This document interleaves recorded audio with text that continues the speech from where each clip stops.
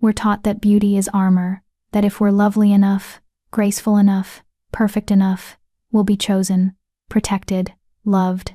We paint our faces and bind our waists and grow our hair long because somewhere deep in our bones, we believe the fairy tale, that external perfection will shield us from the cruelty of the world. But when you're standing in front of a mirror, watching clumps of your hair fall like dying leaves onto cold stone, your stepmother's satisfied smile reflected behind you, you learn something far more vicious. Beauty isn't armor at all. It's a target. And the people who should protect you are often the ones holding the blade. My name is Vera, and I was beautiful once. Not in the way that stops conversations or launches wars, nothing so dramatic. But I had my mother's hair, thick and dark as midnight, falling in waves to my waist. In our pack, hair was sacred. It was identity. It was the one thing that marked you as worthy of consideration during the mating ceremony, where unmated wolves were presented to visiting alphas, seeking alliances through marriage. I was 18. It was supposed to be my year. The ceremony was tomorrow, and my stepmother, Duchess Marin of the Shadow Pine Pack, had just ensured I would enter it as bald as a newborn pup. "There," she said, setting down the shears with a satisfaction that made my stomach turn. "Now you look exactly as you are, plain, forgettable, a suitable reflection of your worth." I stared at my reflection. The girl looking back was a stranger. Naked scalp, eyes too large in a face, suddenly all angles and vulnerability. My head felt cold, exposed, like I'd been skinned. Behind me, my stepsister, Celestine, golden-haired, perfect Celestine, watched with something like pity. But she said nothing. She never did. "The ceremony is at dawn," Marin continued, smoothing her own immaculate silver-threaded hair. "You'll still attend, of course. Your father insists, though I can't imagine why. No alpha will look twice at you now." She leaned close, her breath hot against my bare scalp. "And that, my dear, is exactly as it should be." She left me there, shaking in the ruins of who I'd been. I should have cried. A normal girl would have collapsed, would have raged, would have begged her father to intervene. But I'd learned long ago that tears were currency wasted on people who enjoyed collecting them. So instead, I did what I always did when the world became unbearable. I disappeared into a story. In my mind, I became a queen who'd shaved her head as a declaration of war. A warrior who needed no adornment, because her blade spoke for her. A phoenix who burned away everything beautiful to rise as something fiercer. I wrapped myself in narratives the way other girls wrapped themselves in silk, and I survived. That's what they don't tell you about survival. It's not brave. It's not beautiful. It's just the thing you do because the alternative is letting them win, and some part of you, stubborn and feral and refusing to die, won't allow it. My father found me an hour later, still sitting in front of that mirror. Lord Dominic Ashford had been a good man once. I remembered a version of him who'd carried me on his shoulders, who'd called me his little moon because I was born during a lunar eclipse. But my mother's death had hollowed him out, and Marin had filled the empty spaces with her poison until there was nothing left of the man who'd loved me. "Vera," he said quietly. He wouldn't meet my eyes. "I'm sorry. About your hair. Are you?" The words came out flat, empty. "Marin says it was an accident, that you'd been using her shears without permission and what? I cut off my own hair the night before the ceremony?" I finally turned to look at him. "Do you actually believe that, father? Or is it just easier to pretend you do?" He flinched. Good. I wanted him to hurt, even if it was just a fraction of what I felt. "The ceremony happens regardless," he said, his voice taking on that formal tone he used when he was playing Lord instead of father. "You'll wear the traditional white gown. You'll stand with the other unmated females. Who knows?" He attempted a smile that died on his lips. "Perhaps your uniqueness will intrigue someone." Uniqueness. I tasted the word like ash. Is that what we're calling it? "Vera, get out." He did. He always did. It was his greatest talent, leaving me when I needed him most. I didn't sleep that night. Instead, I sat by my window and watched the moon travel across the sky. In a few hours, I'd be standing in the grand hall with 24 other hopeful girls, All of them beautiful and whole and worthy. And I'd be the spectacle. The bald girl, the one they'd whisper about and pity and thank the gods they weren't. The mating ceremony wasn't about love. It was about alliances, bloodlines, and power. Alphas came from across the territories seeking brides who would strengthen their packs, bear strong pups, bring valuable connections. I had none of those things. I was the daughter of a minor lord, with no significant pack ties, no wolf form of my own, an omega without even the ability to shift. And now, I didn't even have hair. Tomorrow, I would be invisible, dismissed. The cautionary tale girls would reference when they counted their blessings. But I'd survive it. I always did. I just had no idea that survival was about to become far more complicated. Because while I sat there, mourning the girl I'd been, the Alpha King of the Northern Territories was riding toward Shadowpine with his entourage. King Theron, they called him. The Frost King. The wolf who cannot die. I'd heard the stories everyone had. He was massive, brutal, ancient beyond reckoning. He'd ruled for over 2 centuries, taking no mate, trusting no one, crushing rebellions with a ruthlessness that made even other alphas nervous. He came to these ceremonies out of political obligation, they said. He never chose anyone. He'd simply make an appearance, remind the lesser packs of his dominance, and leave. But this time would be different. This time, he'd take one look at the bald, broken Omega girl standing in the corner, trying to disappear into her own skin. And he'd choose her. Not because of some mystical mate bond or prophetic dream. Not because he saw some hidden beauty that others missed. But because in that moment, when our eyes met across that hall, he'd see something that every powerful man eventually seeks and never finds. Someone with absolutely nothing left to lose. And those, I would learn, are the most dangerous people of all. But I'm getting ahead of myself. First, I had to survive the ceremony. First, I had to stand in front of hundreds of wolves and let them see exactly how thoroughly I'd been destroyed. First, I had to believe, even for a moment, that I was more than the sum of my humiliations. The stories I told myself to survive had always been lies. Tomorrow, I'd discover which lies were worth dying for, and which truths were worth living for. Before we dive into Vera's story, if you love alpha romance with emotional depth and unexpected twists, check out this book, The Alpha's Second Chance, currently shown on your screen. Full link in the description below. Now, let's continue. Chapter 1, The Ceremony of Shame. The Grand Hall of Shadowpine had never looked more beautiful, which meant it had never felt more like a torture chamber. Dawn light filtered through the stained glass windows, painting everything in shades of amber and rose. The stone floors had been polished until they gleamed like dark water. Garlands of wolfsbane and silver lilies, traditional mating flowers, hung from every archway, their scent thick and cloying in the still air. At the far end of the hall, the Alpha's dais stood empty, waiting for the visiting dignitaries who would sit in judgment of us all.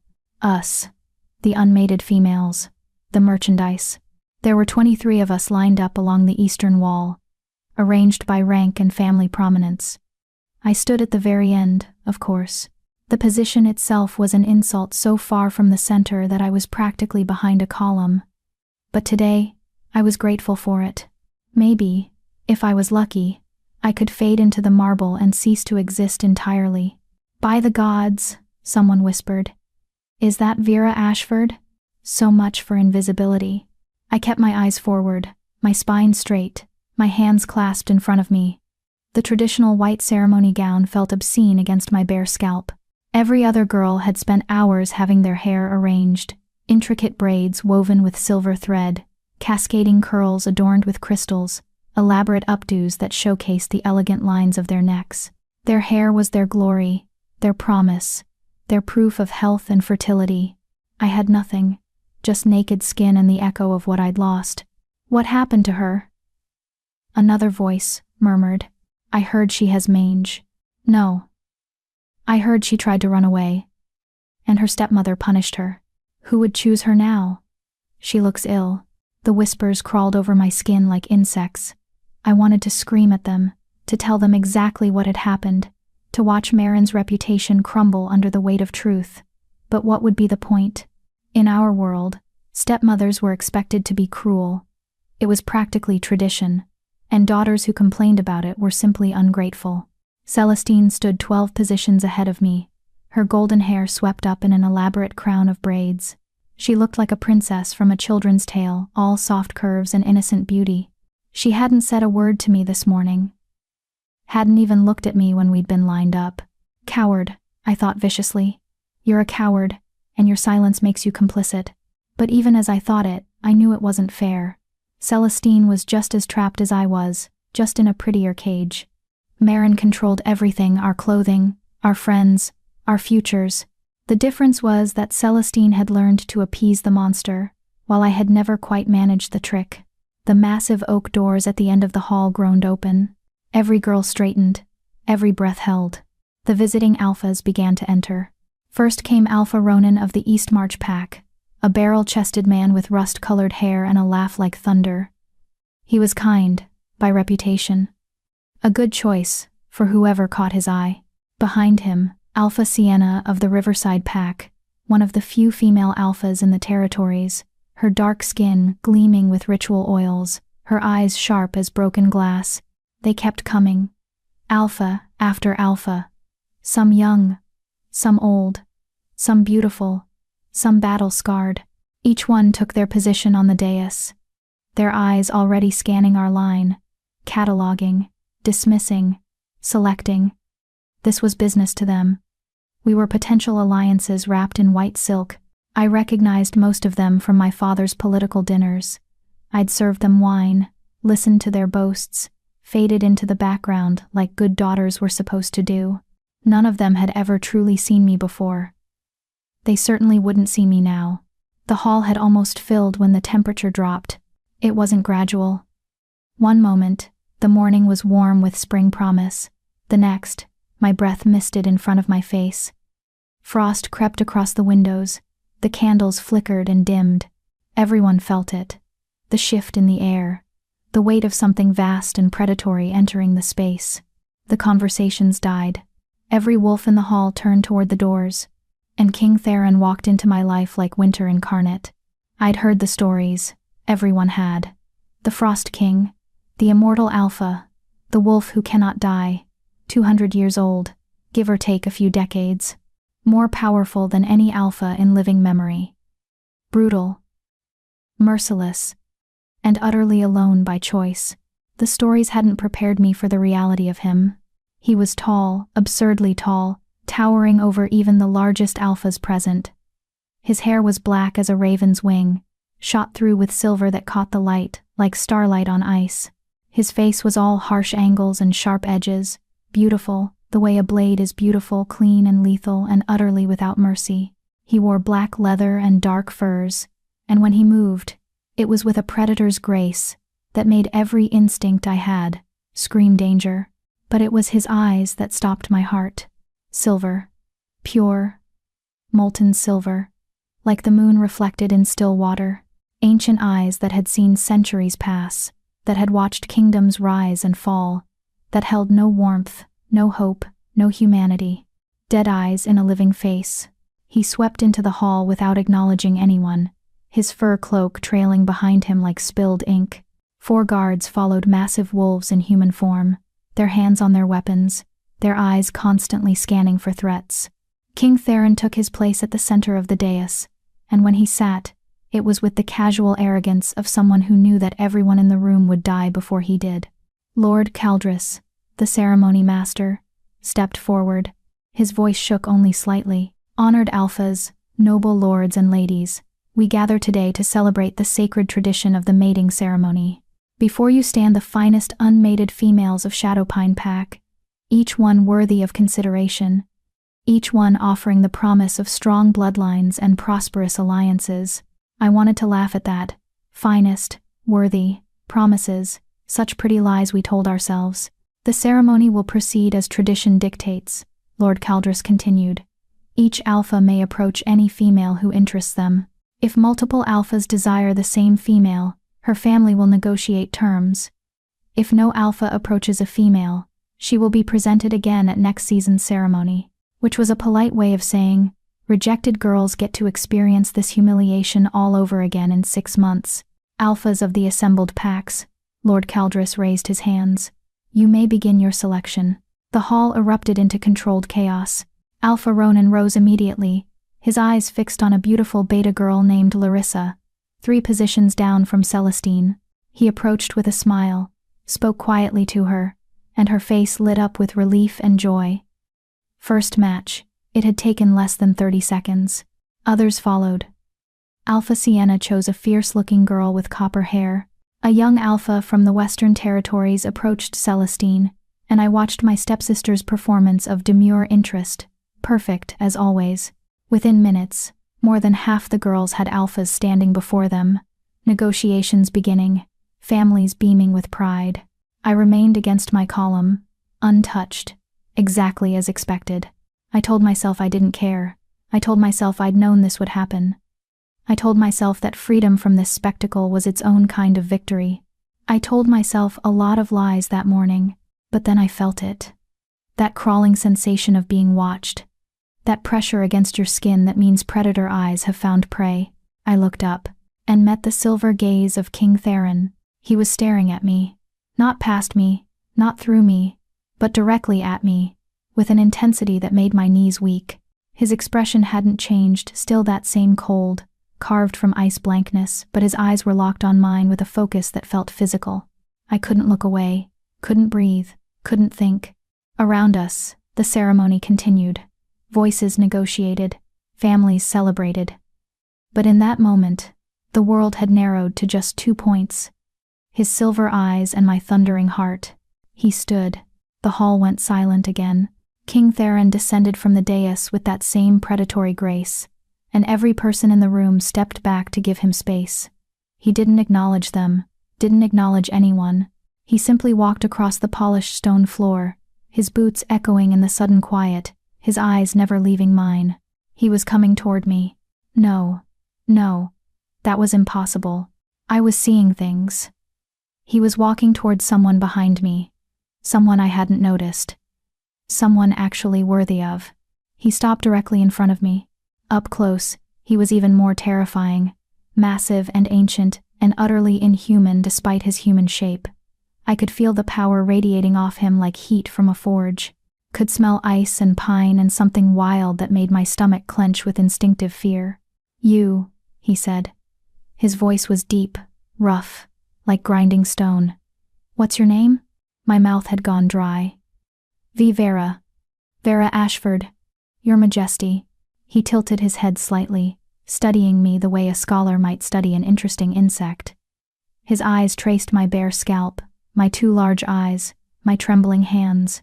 There was no disgust in his expression, no pity either. Just curiosity. Cold, detached curiosity. Why is your head bare? The question was so direct, so unexpected, that I almost laughed. Almost. My stepmother cut my hair, I heard myself say, last night, to ensure no alpha would choose me. I don't know why I told him the truth. Maybe because lies seemed pointless in front of those ancient eyes. Maybe because some part of me wanted to expose Marin's cruelty to the one person in the room who might actually matter. Maybe because I was so far past caring about consequences that honesty felt like a final rebellion. Something flickered in his expression. Not quite emotion, more like recognition. And yet here you stand, he said softly. Knowing you'd be humiliated. Knowing you'd be stared at and whispered about. You came anyway. I didn't have a choice. Everyone has a choice. His silver eyes pinned me in place. You chose to survive. That's interesting. The word hung between us like a blade. Then King Theron turned to face the room.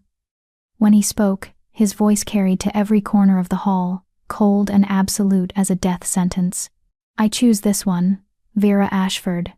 She will return with me to Frostholm as my mate. The silence that followed was deafening. Then the hall exploded. My father surged forward, his face purple with shock. Your Majesty, surely you cannot be serious. She's barely ranked. She has no wolf. She is what I have chosen. Theron's voice dropped to a lethal softness. Are you questioning my judgment? Lord Ashford? My father went white. No, Your Majesty. I only meant, then we are finished here. Theron looked down at me, and for just a moment, something almost like amusement touched his features. Gather your things, Vera Ashford. We leave within the hour. He walked away, his guards falling in behind him, leaving me standing there in my white gown and bare head. The entire hall staring at me with expressions ranging from shock to horror to jealous fury. Celestine looked like she might faint. Marin looked like she wanted to murder me where I stood. And I felt nothing. Absolutely nothing. I'd just been chosen by the most dangerous alpha in existence. I was being taken away from everything I'd ever known, to a kingdom of ice and death, to live with a man who'd crushed rebellions with his bare hands and hadn't taken a mate in 2 centuries. I should have been terrified. Instead, all I could think was, at least I'll never have to look at Marin's satisfied smile again. It wasn't much of a silver lining, but I'd survived on less. Chapter 2. The Cold Journey North. I had 1 hour to pack my entire life into a single trunk. Marin made sure I understood that very clearly when she cornered me in my room. Her face twisted with a rage so pure it was almost beautiful. You conniving little whore, she hissed, slamming the door behind her. What did you do? What did you say to him? I continued folding the few dresses I owned, my movements mechanical. I told him you cut my hair. Her hand cracked across my face, hard enough to snap my head sideways. I tasted blood. You think you've won something?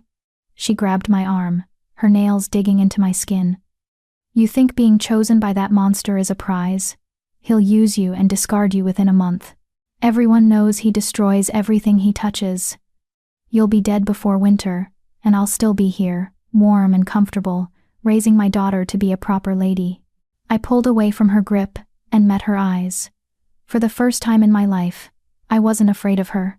Maybe I will be dead before winter, I said quietly, but at least I'll die somewhere you're not. The truth of it hung between us, that death in Frostholm was preferable to life in Shadowpine under her control. I watched that realization land, watched it wound her in a way my fear never had. Good. She left without another word, and I went back to packing. I didn't own much. A few dresses, mostly simple things in gray and brown. The books I'd managed to save from my mother, fairy tales and folk stories, their pages soft with age and reading. A wooden horse my father had carved for me before I was born, back when he still remembered how to love. I wrapped it carefully in a shawl and tucked it at the bottom of the trunk. There was a knock at my door. Soft. Hesitant. Come in, Celestine. My stepsister entered like she was walking into a sick room. Her golden hair was still perfectly arranged, though her eyes were red-rimmed. She'd been crying. I'm sorry, she said, and to her credit, she seemed to mean it. About your hair. About everything. I should have said something. I should have stopped her. Yes, I agreed. You should have. She flinched. We'd never been friends. Exactly. But we'd existed in a careful détente, 2 prisoners in the same cell, pretending we weren't both trapped. Now even that thin connection was severing. He's going to kill you, Celestine whispered. Everyone says so. King Theron doesn't take mates, he takes victims. They say his last wife disappeared, and no one ever found her body. They say a lot of things. I closed the trunk with more force than necessary. Most of them are probably true. But I'm going anyway. You could refuse, you could claim illness, and then what? I turned to face her. Stay here? Marry whoever my father sells me to next season? Spend the rest of my life watching Marin destroy me piece by piece while you look away? I shook my head. At least with King Theron, it'll be quick. Celestine's face crumpled. Don't say that. Why not? It's the truth. I softened slightly, seeing her genuine distress. Look, maybe it won't be terrible. Maybe he just needs a political alliance. Maybe I'll live in some tower and read books and never see him at all. Maybe you should stop lying to yourself, she interrupted, her voice sharp with sudden anger. You're going to die, Vera, and you're acting like it doesn't matter, like you don't matter. The words hit harder than Marin's slap. I matter, I said quietly. I don't matter here. Not anymore. Maybe I never did. Before she could respond, there was a heavy knock at the door. One of King Theron's guards stood in the hallway, his expression impassive. Miss Ashford, it's time. Celestine grabbed my hand, squeezed it once hard, and then fled. I watched her go, this girl who'd shared my house but never quite my life, and felt something crack in my chest. Then I picked up my trunk and followed the guard downstairs. The grand hall had emptied quickly after the king's announcement. No one wanted to linger in the wake of such a shocking choice. Now only a few people remained. My father, looking ill, Lord Caldris, trying to manage the logistics, and King Theron's entourage, preparing to depart. The king himself stood near the main doors, speaking quietly with one of his advisors, a sharp-faced woman, with iron-gray hair and calculating eyes. He didn't look at me as I approached, didn't acknowledge me at all. My father intercepted me halfway across the hall. Vera. He reached for my arm, then seemed to think better of it. I need you to understand. This is an incredible honor for our family. King Theron's favor will elevate our standing beyond anything I could have. Don't, I said flatly. Don't pretend this is about honor. You sold me to Marin's cruelty for years. Now you're selling me to a king. At least be honest about what you are. His face went pale. I'm your father. No, I said, surprised by how calm I sounded. You were my father. Now you're just the man who let them break me. I adjusted my grip on the trunk. Goodbye, Lord Ashford. I walked past him before he could respond, before I could see whether my words had landed or simply bounced off the armor of his self-delusion. King Theron's advisor, the gray-haired woman, stepped forward as I approached. Her eyes swept over me with the clinical assessment of someone evaluating livestock. I am Lady Kira, the king's chief counselor, she said briskly. You will address the king as Your Majesty or Sire. You will not speak unless spoken to during the journey. You will not attempt to escape or cause disruption. Do you understand? Yes. Lady Kira. Good. She gestured to one of the guards. Take her trunk. We're already behind schedule. The guard took my trunk with ease, and suddenly I had nothing to hold on to, nothing to occupy my hands. I felt exposed, vulnerable, like I might simply blow away. King Theron finished his conversation and turned toward me. Those silver eyes swept over me once, categorizing, dismissing. Can you ride? Yes, Your Majesty. Then you'll ride. We don't use carriages in the north. He strode toward the doors without waiting for a response. Keep up or be left behind. And that was it. No ceremony. No formal goodbyes. No moment to breathe or process or prepare. I followed him out into the courtyard, where 24 horses waited, their breath steaming in the morning air. The king's horse was a massive black stallion with eyes like smoke. My horse was a smaller gray mare, already saddled, her reins held by one of the guards. I mounted without assistance. I'd learned to ride as a child, before my mother died and everything turned to ash. The guard raised an eyebrow, slightly impressed, then handed me the reins. King Theron swung onto his stallion with fluid grace, and the entire company turned north as one unit. No one said goodbye to me, no one waved. I looked back once at Shadowpine Keep, its towers dark against the morning sky, and felt nothing, just a hollow space where home should have been. Then we were riding, and there was no more time for looking back. The journey north was brutal. We rode for hours without stopping, the landscape gradually shifting from Shadowpine's gentle hills to rougher terrain. King Theron set a punishing pace, and I realized quickly that his comment about keeping up hadn't been a courtesy, it had been a warning. Anyone who couldn't maintain the speed would genuinely be abandoned. I kept up. My thighs burned, my back ached. My bare head was cold, despite the leather cap one of the guards had grudgingly tossed me, but I kept up, because the alternative was unthinkable. No one spoke to me. The guards rode in formation around the king, their eyes constantly scanning for threats.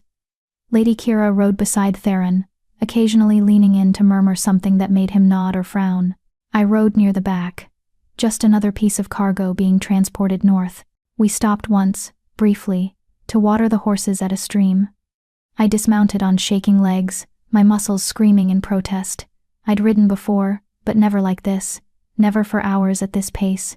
Lady Kira appeared beside me, holding out a water skin and a piece of dried meat. "Eat," she commanded. "You're no good to anyone if you collapse." I took the offerings, too tired to bristle at her tone. The water was cold and sweet. The meat was tough but edible. I chewed mechanically, watching King Theron on the other side of the clearing. He stood alone, as he seemed to always stand, his hand resting on his horse's neck, his eyes fixed on the northern horizon. Even at rest, he radiated tension, coiled violence waiting for an excuse. Why did he choose me? The question slipped out before I could stop it. Lady Kira gave me a sharp look. "That is not your concern. I'm the one who's been chosen. I think it's very much my concern." For a moment, I thought she'd refuse to answer. Then she sighed, and something in her expression softened just barely. "King Theron does nothing without purpose," she said quietly. "If he chose you, there's a reason, whether that reason is good for you or not." She shrugged. "Time will tell." It was the least comforting thing anyone had ever said to me. We mounted again, and continued riding. By the time the sun began to set, I was barely staying upright in the saddle. Everything hurt. My hands were blistered from the reins. My legs had gone numb. My head pounded from dehydration and exhaustion, and the sheer overwhelming weight of everything that had happened in the past 24 hours. When King Theron finally raised a hand to signal a halt, I nearly wept with relief. We'd reached a clearing near another stream, sheltered by pine trees. The guards immediately began setting up camp with military efficiency tents appearing, fires being built, a perimeter being established. I slid off my horse and nearly collapsed, my legs refusing to hold my weight. A hand caught my elbow. I looked up into the silver eyes of King Theron. Up close, in the fading light, he looked almost human. Almost. The harsh lines of his face were softened by shadow, and when he steadied me, his grip was firm but not cruel. "You kept up," he said. It might have been approval. It might have been surprise. His tone gave nothing away. "You said to keep up or be left behind," I managed. "I'm not good at being left behind." Something flickered in his eyes. "No," he said slowly. "I don't imagine you are." He released me and turned away, and I was left standing there, confused and exhausted and utterly out of my depth. A guard showed me to a small tent mine, apparently with a bedroll and a lantern. He grunted something about dinner being ready soon and left. I collapsed onto the bedroll and stared at the canvas ceiling, my body screaming and my mind racing. What was I doing here? What had I agreed to? Why had he chosen me? The questions circled like carrion birds, picking at the edges of my sanity, but underneath the fear and confusion, something else stirred, something I hadn't felt in years. Curiosity. King Theron was a mystery, a walking contradiction, brutal but not unnecessarily cruel, powerful but not boastful. He'd chosen me for a reason, and despite everything, despite the danger, despite the fear, despite the absolute certainty that this would end badly, I wanted to know why. I wanted to understand the monster who'd looked at a bald, broken girl and seen something worth taking, even if understanding him killed me. Which, let's be honest, it probably would. But I'd survived this long by being curious, by finding stories in the darkness, by refusing to stop asking questions even when the answers were terrible. I wasn't going to stop now. Outside my tent, I could hear the guards talking in low voices. Someone laughed. Someone else cursed about the cold. Normal sounds. Human sounds. But underneath it all, I felt that strange pressure in the air that meant predator nearby. That weight of ancient power that radiated from King Theron like heat from coals. Tomorrow, we'd ride again. Tomorrow, I'd get closer to Frostholm, to whatever fate awaited me there. But tonight, I was alive. Exhausted, confused, possibly doomed but alive. It wasn't much, but it was more than I'd expected to have. I closed my eyes and let exhaustion drag me under, into dreams of silver eyes and frozen kingdoms and questions that had no safe answers. Chapter 3. The Castle of Ice and Secrets. We reached Frostholm on the 5th day. I'd thought Shadowpine was cold. I'd been wrong. The north was a different kind of cold, The kind that crept into your bones and made a home there. The kind that turned your breath to ice crystals and made your eyelashes freeze together if you blinked too long. The landscape had transformed gradually over our journey, from forests to tundra, from green to endless white. And then, rising from the frozen wasteland like a crown of jagged ice, I saw it. Frostholm Castle. It wasn't beautiful. Beauty implied softness, warmth, something pleasing to the eye. Frostholm was magnificent in the way a glacier was. Magnificent, vast, ancient, utterly indifferent to whether you lived or died looking at it. The outer walls were pale stone that gleamed like pearl in the weak sunlight. Towers spiraled upward, their peaks lost in low clouds. Everything was sharp angles and defensive architecture, a fortress built by someone who expected to be attacked and wanted attackers to know they'd die trying. Impressive, isn't it? Lady Kira had ridden up beside me, her expression unreadable. King Theron's ancestors built it 4 centuries ago. It's never fallen. It looks like it doesn't want visitors, I said quietly. It doesn't. She gave me a sidelong glance. Neither does its king. I hope you understand what you've walked into, girl. I didn't walk into anything. I was chosen. A distinction without a difference. She urged her horse forward. Either way, you're here now. Try to survive it. The gates opened as we approached massive iron things that groaned like dying beasts. We rode through into a courtyard that could have held 100 soldiers, our horses' hooves echoing off stone. Guards lined the walls, their eyes tracking our movements with military precision.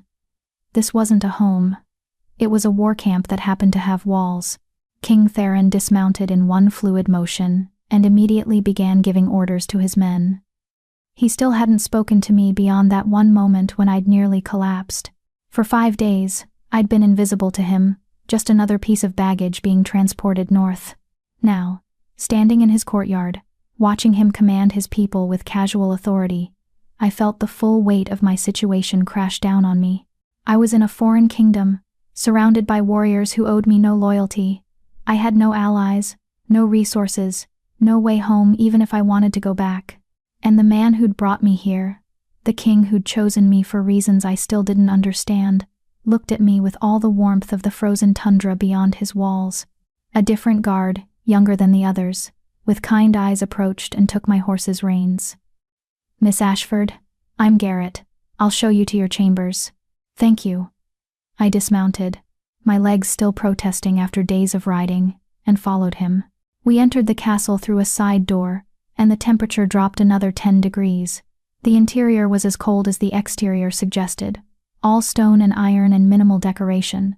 Torches burned in sconces along the walls, but they did little to warm the space. Our footsteps echoed in the empty corridors. "Is it always this cold?" I asked, pulling my cloak tighter. Garrett gave me a sympathetic look.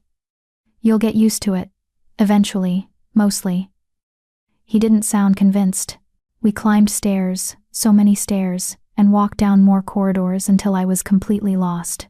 Finally, Garrett stopped in front of a heavy wooden door. "These are your chambers," he said, pushing it open. "Lady Kira will come by later to discuss expectations.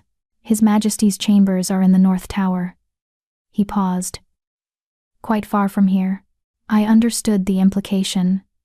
Whatever King Theron wanted from me, it wasn't proximity. "Thank you, Garrett." He hesitated, then leaned in slightly.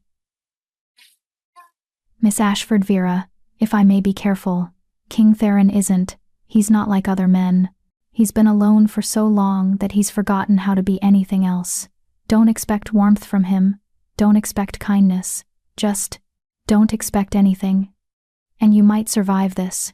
Before I could respond, he left, his footsteps fading down the corridor. I turned to examine my new prison.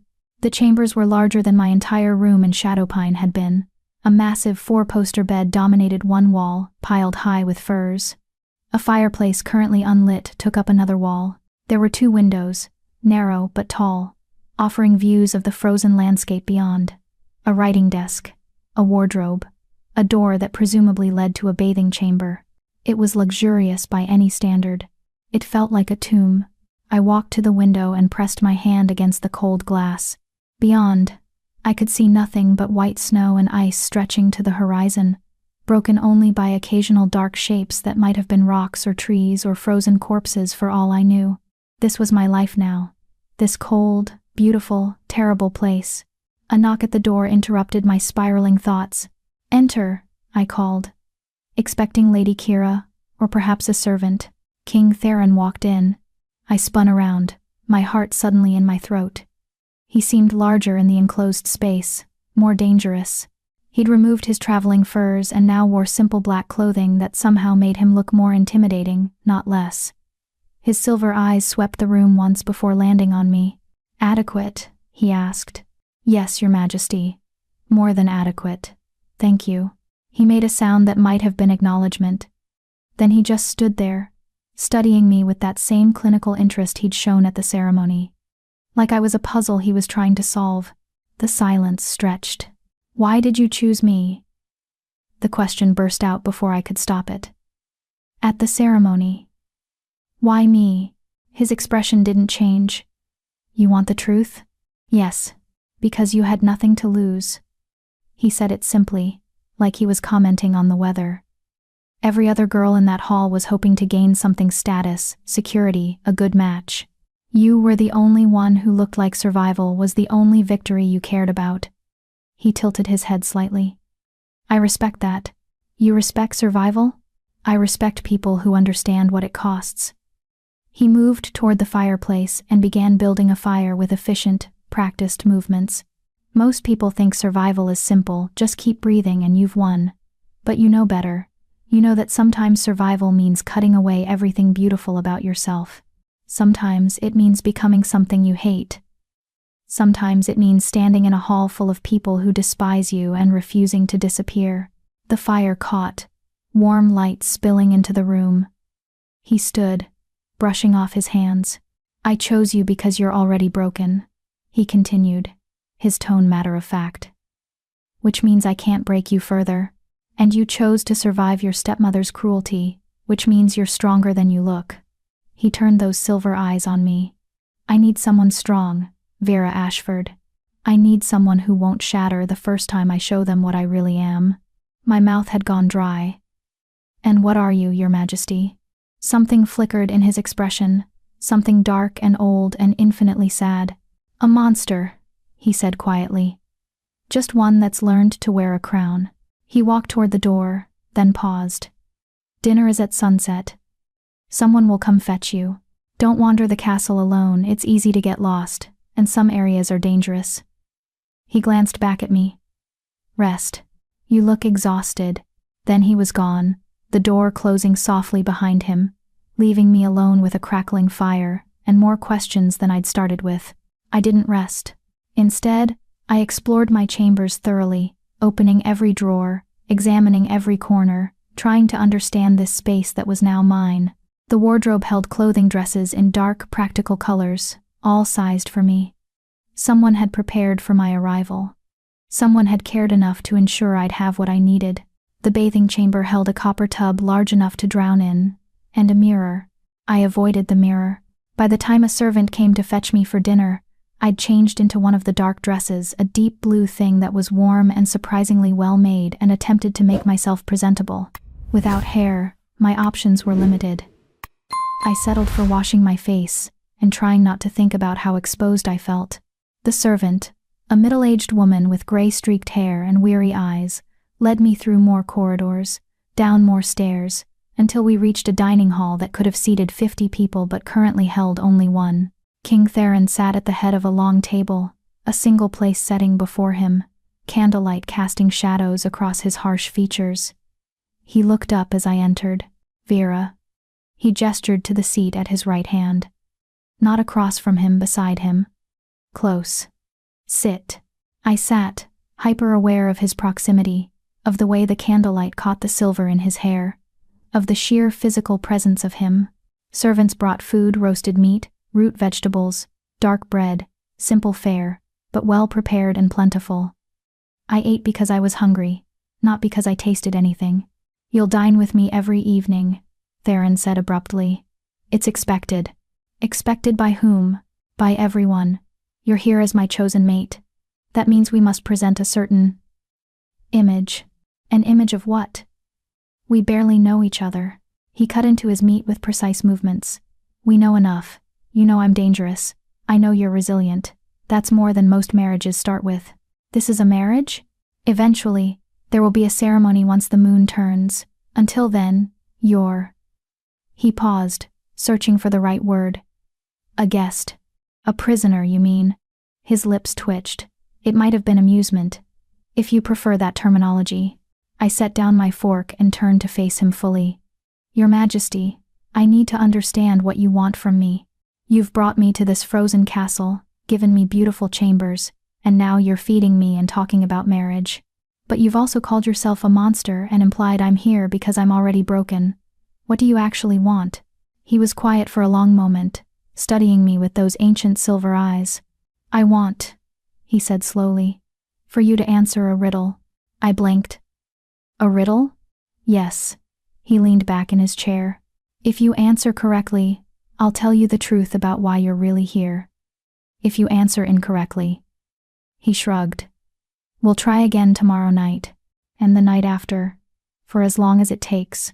This was insane, all of it. But something in his expression told me this mattered, that this riddle was more than just a game. All right, I said, ask your riddle. King Theron's eyes glinted in the candlelight. When he spoke, his voice was soft, almost gentle. I am given but never taken. I can be broken but never mended. I bind tighter than chains but weigh nothing at all. I am more precious than gold to some, and worthless as dirt to others. What am I? I stared at him, my mind racing through possibilities. A vow? No, vows could be taken. Trust? Maybe, but trust could be rebuilt. Love? Too simple. He wouldn't ask something so obvious. Can I have time to think about it? I asked. You have until tomorrow night. He returned to his meal. We'll dine again, and you can give me your answer. The rest of dinner passed in relative silence. He asked me simple questions. How was the journey? Were my chambers comfortable? Was I adjusting to the cold? I answered carefully, still trying to understand this strange man who'd chosen me for reasons that made no sense. When the meal ended, he stood. Garrett will escort you back to your chambers. Sleep well, Vera. Your Majesty, I said as he turned to leave. Can I ask you something? You may ask. I may not answer. Do you actually want me here? Or am I just another political necessity? He looked at me for a long moment, his expression unreadable. I don't do things I don't want to do, he said finally. Remember that. Then he was gone, and I was left with a riddle, a belly full of food, and the growing suspicion that I'd stepped into a story far more complicated than I'd imagined. Garrett appeared to escort me back. As we walked through the cold corridors, I turned the riddle over in my mind. I am given, but never taken. I can be broken, but never mended. What bound people? What was precious to some and worthless to others? And why did King Theron need me to answer it? I fell asleep that night with the riddle echoing in my mind, and dreamed of silver eyes and frozen kingdoms and promises that couldn't be kept. Chapter 3. The Castle of Ice and Secrets. We reached Frostholm on the 5th day. I'd thought Shadowpine was cold. I'd been wrong. The north was a different kind of cold. The kind that crept into your bones and made a home there. The kind that turned your breath to ice crystals and made your eyelashes freeze together if you blinked too long. The landscape had transformed gradually over our journey, from forests to tundra, from green to endless white, and then, rising from the frozen wasteland like a crown of jagged ice, I saw it. Frostholm Castle. It wasn't beautiful. Beauty implied softness, warmth, something pleasing to the eye. Frostholm was magnificent in the way a glacier was magnificent, vast, ancient, utterly indifferent to whether you lived or died looking at it. The outer walls were pale stone that gleamed like pearl in the weak sunlight. Towers spiraled upward, their peaks lost in low clouds. Everything was sharp angles and defensive architecture, a fortress built by someone who expected to be attacked and wanted attackers to know they'd die trying. Impressive, isn't it? Lady Kira had ridden up beside me, her expression unreadable. King Theron's ancestors built it 4 centuries ago. It's never fallen. It looks like it doesn't want visitors," I said quietly. "It doesn't." She gave me a sidelong glance. "Neither does its king. I hope you understand what you've walked into, girl. I didn't walk into anything. I was chosen. A distinction without a difference." She urged her horse forward. "Either way, you're here now. Try to survive it." The gates opened as we approached massive iron things that groaned like dying beasts. We rode through into a courtyard that could have held 100 soldiers, our horses' hooves echoing off stone. Guards lined the walls, their eyes tracking our movements with military precision. This wasn't a home. It was a war camp that happened to have walls. King Theron dismounted in one fluid motion and immediately began giving orders to his men. He still hadn't spoken to me beyond that one moment when I'd nearly collapsed. For 5 days, I'd been invisible to him, just another piece of baggage being transported north. Now, standing in his courtyard, watching him command his people with casual authority, I felt the full weight of my situation crash down on me. I was in a foreign kingdom, surrounded by warriors who owed me no loyalty. I had no allies, no resources, no way home even if I wanted to go back. And the man who'd brought me here, the king who'd chosen me for reasons I still didn't understand, looked at me with all the warmth of the frozen tundra beyond his walls. A different guard, younger than the others, with kind eyes approached and took my horse's reins. "Miss Ashford? I'm Garrett. I'll show you to your chambers." "Thank you." I dismounted, my legs still protesting after days of riding, and followed him. We entered the castle through a side door, and the temperature dropped another 10 degrees. The interior was as cold as the exterior suggested, all stone and iron and minimal decoration. Torches burned in sconces along the walls, but they did little to warm the space. Our footsteps echoed in the empty corridors. "Is it always this cold?" I asked, pulling my cloak tighter. Garrett gave me a sympathetic look. "You'll get used to it, eventually, mostly." He didn't sound convinced. We climbed stairs, so many stairs, and walked down more corridors until I was completely lost. Finally, Garrett stopped in front of a heavy wooden door. "These are your chambers," he said, pushing it open. "Lady Kira will come by later to discuss expectations. His Majesty's chambers are in the North Tower." He paused. "Quite far from here." I understood the implication. Whatever King Theron wanted from me, it wasn't proximity. "Thank you, Garrett." He hesitated, then leaned in slightly. "Miss Ashford Vera, if I may be careful, King Theron isn't. He's not like other men. He's been alone for so long that he's forgotten how to be anything else. Don't expect warmth from him. Don't expect kindness. Just don't expect anything, and you might survive this." Before I could respond, he left, his footsteps fading down the corridor. I turned to examine my new prison. The chambers were larger than my entire room in Shadowpine had been. A massive 4-poster bed dominated one wall, piled high with furs. A fireplace currently unlit took up another wall. There were 2 windows, narrow but tall, offering views of the frozen landscape beyond. A writing desk, a wardrobe, a door that presumably led to a bathing chamber. It was luxurious by any standard. It felt like a tomb. I walked to the window and pressed my hand against the cold glass. Beyond, I could see nothing but white snow and ice stretching to the horizon, broken only by occasional dark shapes that might have been rocks or trees or frozen corpses for all I knew. This was my life now. This cold, beautiful, terrible place. A knock at the door interrupted my spiraling thoughts. "Enter," I called, expecting Lady Kira or perhaps a servant. King Theron walked in. I spun around, my heart suddenly in my throat. He seemed larger in the enclosed space, more dangerous. He'd removed his traveling furs and now wore simple black clothing that somehow made him look more intimidating, not less. His silver eyes swept the room once before landing on me. "Adequate?" he asked. "Yes, Your Majesty. More than adequate. Thank you." He made a sound that might have been acknowledgement. Then he just stood there, studying me with that same clinical interest he'd shown at the ceremony. Like I was a puzzle he was trying to solve. The silence stretched. "Why did you choose me?" The question burst out before I could stop it. "At the ceremony. Why me?" His expression didn't change. You want the truth? Yes. Because you had nothing to lose. He said it simply, like he was commenting on the weather. Every other girl in that hall was hoping to gain something: status, security, a good match. You were the only one who looked like survival was the only victory you cared about. He tilted his head slightly. I respect that. You respect survival? I respect people who understand what it costs. He moved toward the fireplace and began building a fire with efficient, practiced movements. Most people think survival is simple, just keep breathing and you've won. But you know better.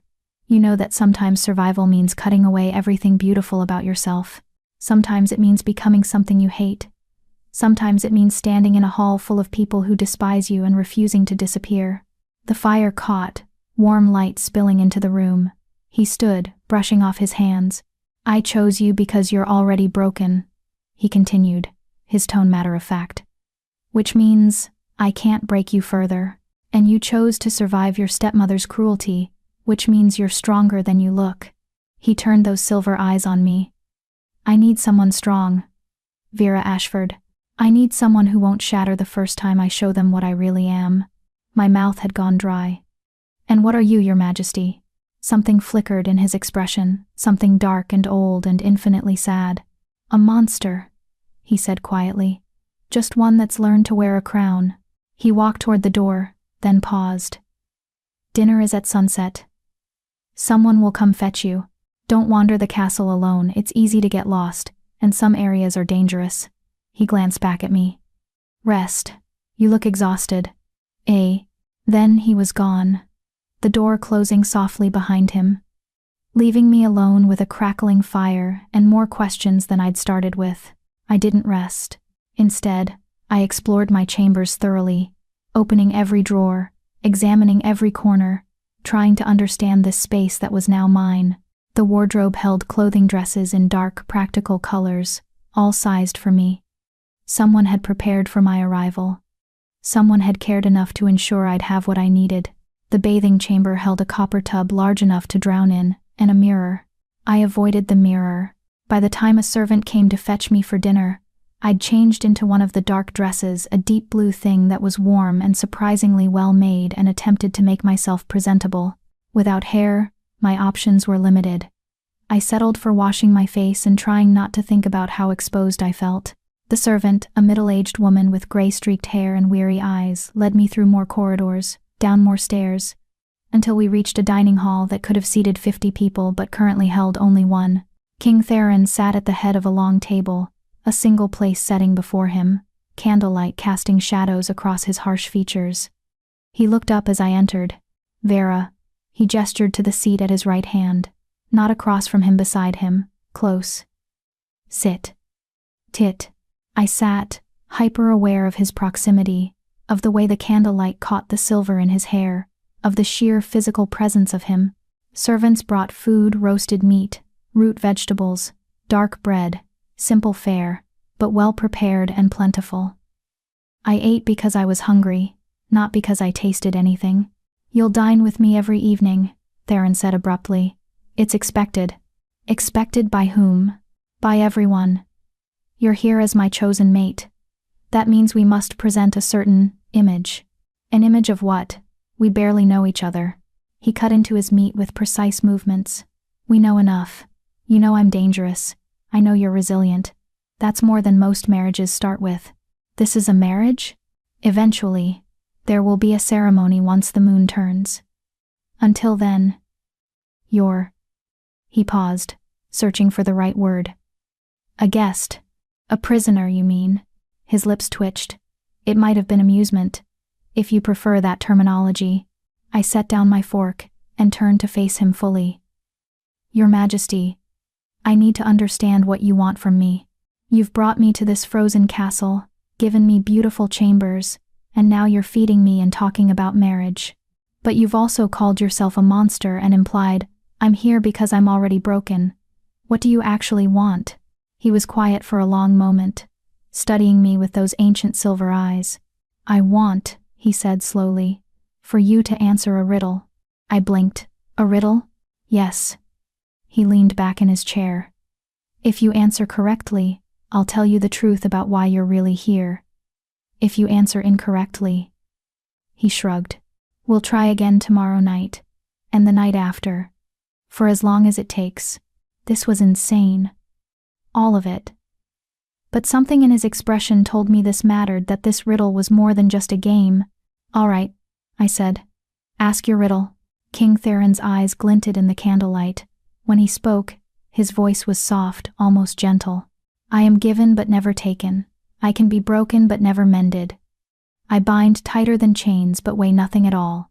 I am more precious than gold to some, and worthless as dirt to others. What am I?" I stared at him, my mind racing through possibilities. A vow? No, vows could be taken. Trust? Maybe, but trust could be rebuilt. Love? Too simple. He wouldn't ask something so obvious. "Can I have time to think about it?" I asked. "You have until tomorrow night." He returned to his meal. "We'll dine again, and you can give me your answer." The rest of dinner passed in relative silence. He asked me simple questions. How was the journey? Were my chambers comfortable? Was I adjusting to the cold? I answered carefully, still trying to understand this strange man who'd chosen me for reasons that made no sense. When the meal ended, he stood. "Garrett will escort you back to your chambers. Sleep well, Vera." "Your Majesty," I said as he turned to leave. "Can I ask you something?" "You may ask. I may not answer." "Do you actually want me here? Or am I just another political necessity?" He looked at me for a long moment, his expression unreadable. "I don't do things I don't want to do," he said finally. "Remember that." Then he was gone, and I was left with a riddle, a belly full of food, and the growing suspicion that I'd stepped into a story far more complicated than I'd imagined. Garrett appeared to escort me back. As we walked through the cold corridors, I turned the riddle over in my mind. I am given but never taken. I can be broken but never mended. What bound people? What was precious to some and worthless to others? And why did King Theron need me to answer it? I fell asleep that night with the riddle echoing in my mind, and dreamed of silver eyes and frozen kingdoms and promises that couldn't be kept. Chapter 4. Conversations in the Dark. I spent the next day alone. No one came to my chambers, except a silent servant who brought breakfast porridge with honey and dried fruit, and took away the empty dishes. No one summoned me, no one checked on me. I was simply left. At first, I didn't mind. After 5 days of brutal riding and constant vigilance, the solitude felt like a gift.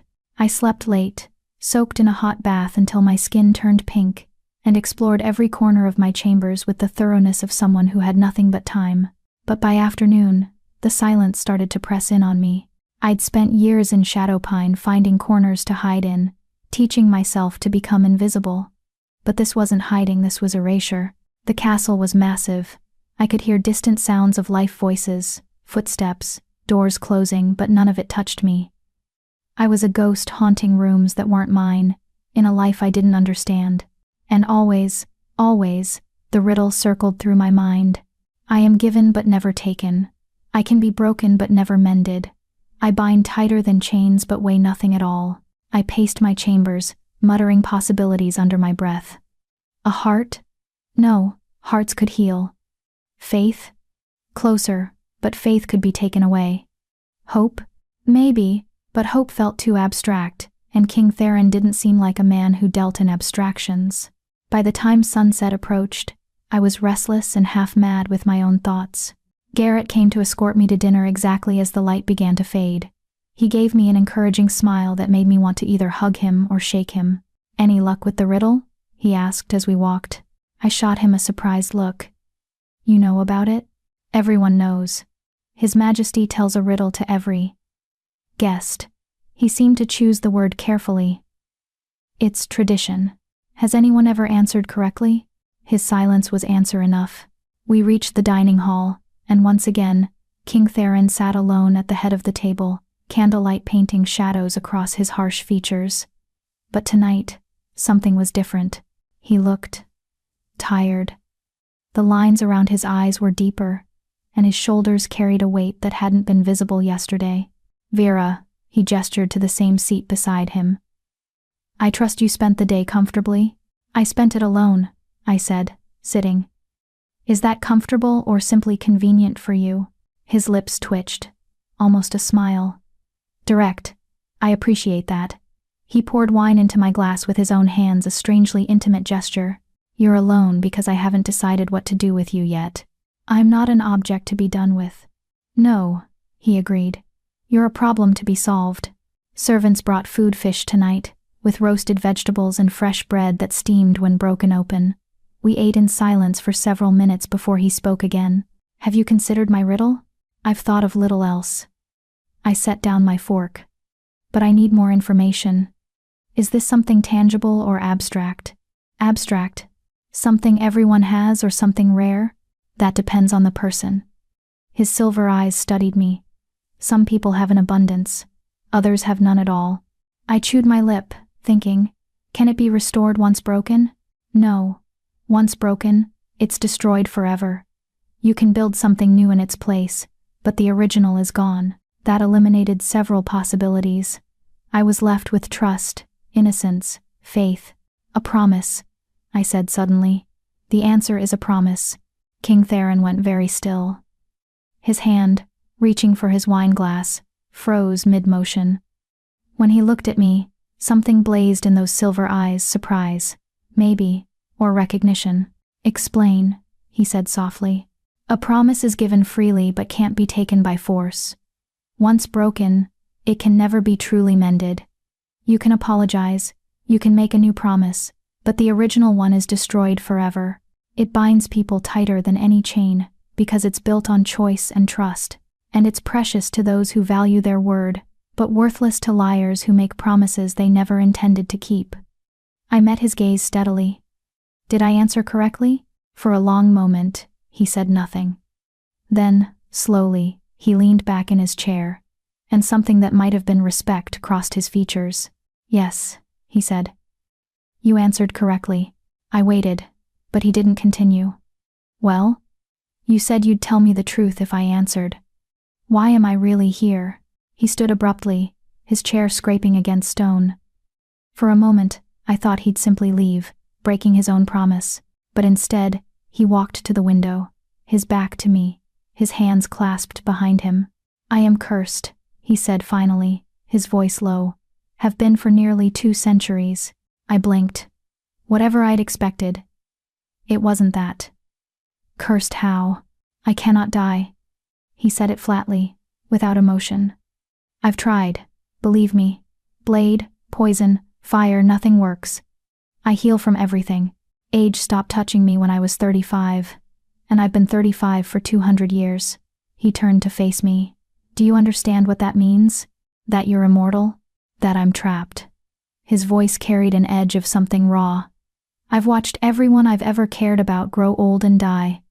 My wife, my children, my friends, every advisor, every soldier, every servant, they all leave eventually. And I remain, frozen, unable to follow them into death. The pain in his voice was so unexpected, so genuine, that I found myself standing without meaning to. The curse was laid by a witch I wronged in my youth, he continued. She was specific about its terms. I would live forever, alone, unless I could find someone who loved both sides of me, the king and the beast. Beast? I echoed. You mentioned that before. What do you mean? His jaw tightened. Every night, when the moon rises, I transform. Not into a wolf, our kind can shift into wolves at will. This is different. This is punishment. I become something else. Something monstrous. And in that form, I'm more animal than man, violent, dangerous. He met my eyes. That's why my chambers are so far from yours, why I spend my nights locked away. I'm not safe when the moon rises. My mind raced, trying to process this. And you think I can break this curse? I don't think anything. His laugh was bitter. I've given up thinking. For 2 centuries, I've watched women come and go. They love the king, the power, the crown, the prestige. Or they love the beast, the danger, the wildness, the fantasy of taming something feral, but never both. Always one or the other, and that's not enough to break the curse. So why choose me? Because you answered the riddle. He moved closer, and I could see the exhaustion in his eyes, the weight of 2 centuries of loneliness. Do you know how many people I've posed that question to? Hundreds, maybe thousands. And not one of them understood what I was really asking. They guessed words, concepts, pretty ideas. But you. He stopped just in front of me. You understood that I was asking about the foundation of everything. About what matters when nothing else does. A promise, I whispered. A promise. He agreed. The witch cursed me to live without one. No one can promise to love me. Love can't be promised. It can only be given freely. But someone who understands what promises mean, who values them, who knows their weight. He trailed off. That's the kind of person who might see past the curse to whatever's underneath. I stood there, drowning in the implications. He hadn't chosen me because I was beautiful or powerful or well-connected. He'd chosen me because he thought I understood something fundamental about commitment and truth. He was wrong, of course. I'd been broken by broken promises my whole life. My father's promise to protect me. My stepmother's promises of fairness. Every promise in my life had shattered like glass, and I'd learned to build my survival on never believing them again. But I couldn't tell him that. Not when he was looking at me with something like hope in those ancient eyes. I don't know if I can help you, I said honestly. I don't know if I'm what you think I am. I don't expect you to love me, he said quietly. I don't expect you to break the curse. He looked away. I'm tired, Vera. So tired of being alone. And you looked at me in that hall and didn't flinch. Even with everything you'd been through, even humiliated and hurting, you didn't look away. His voice dropped to barely above a whisper. I just wanted someone who could look at me without flinching, even if only for a little while. The honesty of it stole my breath. This king, this ancient immortal who commanded armies and crushed rebellions, was asking for the smallest thing imaginable just to be seen. Not worshipped, not feared, not obeyed, just seen. I understood that hunger, had felt it every day in Shadowpine, watching people's eyes slide past me like I was furniture. Being invisible was its own kind of death. I can do that, I heard myself say. I can look at you without flinching. Something in his expression shifted, softened, just fractionally. Thank you, he said. We returned to the table, but the meal had changed. The silence between us felt different now, less like strangers, and more like 2 people who'd accidentally told each other the truth. Tell me about your wife, I said impulsively. Your first wife. He looked surprised, then thoughtful. Alara. Her name was Alara. A sad smile touched his lips. She was fierce. Brilliant. Argued with me about everything. We were happy, for a time, before the curse. What happened to her? The same thing that happens to everyone I care about. She grew old. She died. I remained. He turned his wineglass in his hands, watching the candlelight refract through the liquid. She knew about the curse, tried everything to break it. But in the end, she grew to resent me for staying young while she faded. Grew to hate that I couldn't die with her. I'm sorry. Don't be. It was 200 years ago. The grief has dulled to something bearable. He glanced at me. Tell me about your mother. So I did. I told him about her laugh, about how she used to braid my hair and tell me stories, how she died slowly, illness eating her from the inside, and how my father had broken with her passing, how Marin had arrived within a year, stepping into my mother's place like she'd been waiting for the position to open up. He listened without interrupting, without offering empty platitudes. Just listened. Your stepmother is a fool, he said when I finished. Cutting your hair like that, she gave you armor, not a weakness. I touched my bare head self-consciously. How is this armor? Because now everyone who looks at you sees someone who's survived, someone who's been tested and remained standing. Hair grows back. But courage? He shook his head. That's rare, and you wear it like a crown. Something warm bloomed in my chest. No one had ever said anything like that to me. No one had ever looked at my baldness and seen strength instead of shame. Thank you, I whispered. We talked late into the night. About books. He had a library, he said, vast and ancient, filled with texts from kingdoms that no longer existed, about the north harsh and beautiful and unforgiving, about loneliness and survival, and the stories we told ourselves to make it through the dark. It was the most honest conversation I'd ever had. Finally, reluctantly, he stood. It's late. And the moon will rise soon. I glanced at the window. The sky had turned deep indigo, stars beginning to emerge. What happens when you transform? I asked. Does it hurt? Yes.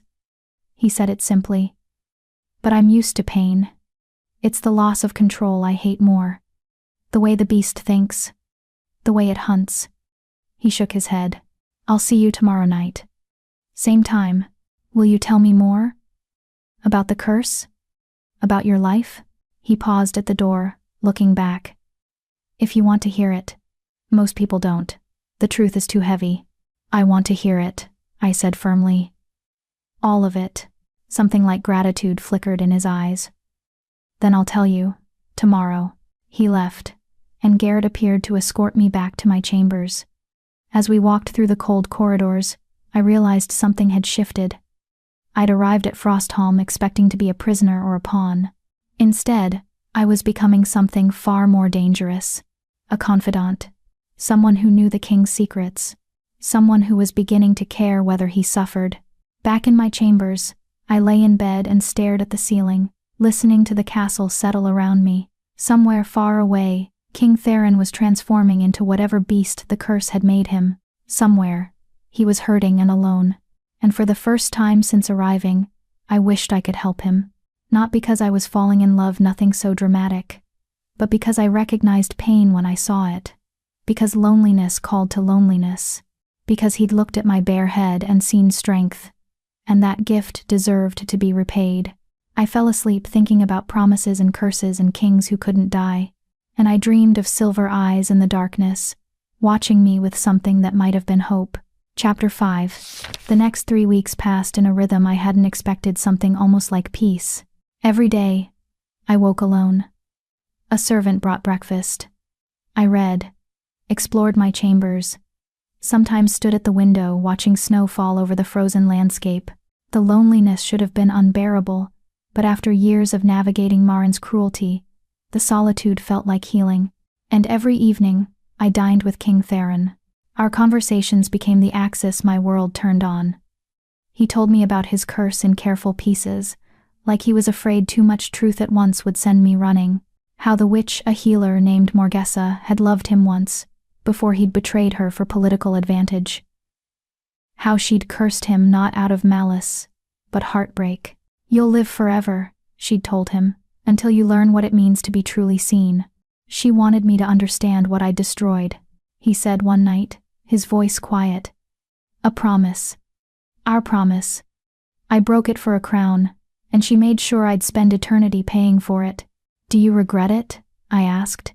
Every day, for 200 years. He looked at me then, and the rawness in his eyes made my chest ache. Does that satisfy you? It's not about satisfaction. It's about understanding. I pushed food around my plate. You're not the monster you think you are. A real monster wouldn't regret anything. You haven't seen me transform. Call. No, I agreed, but I've seen you, and that counts for something. He studied me across the candlelight, and something in his expression softened. You're remarkably stubborn, you know that? I've been told. Our conversations wandered through centuries of history. He told me about wars I'd only read about in books, about kingdoms that had risen and fallen while he watched, about the loneliness of outliving everyone, about forgetting what it felt like to hope for anything. And I told him about Shadowpine, about my mother's death and my father's retreat into cowardice, about Marin's systematic destruction of everything I valued, about Celestine's well-meaning but useless sympathy, about learning to survive by becoming invisible. You were never invisible, he said one night. Overlooked maybe, deliberately ignored, but never invisible. People saw you. They just chose to look away. What's the difference? Being invisible means you don't matter. Being overlooked means they were afraid you mattered too much. It was the kindest thing anyone had ever said to me. On the 18th night, everything changed. We'd just finished dinner venison and winter vegetables when Theron stood and gestured toward the door. "Come with me. I want to show you something."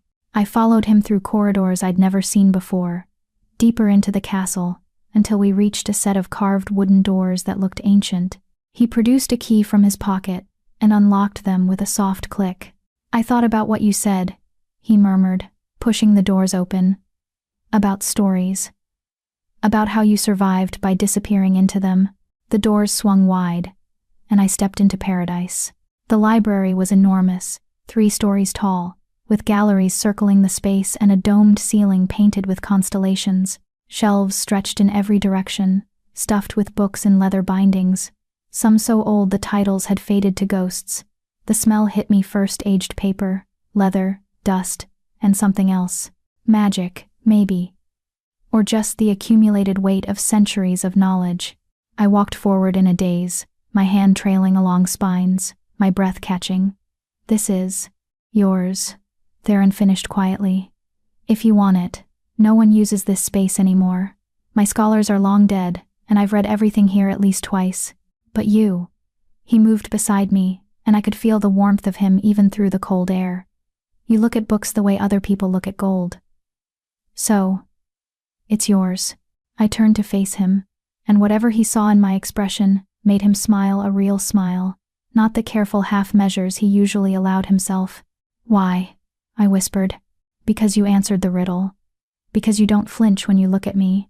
Because—" He reached out, hesitated, then gently touched my bare head, the first time anyone had touched it since Marin had cut my hair. His hand was warm and careful.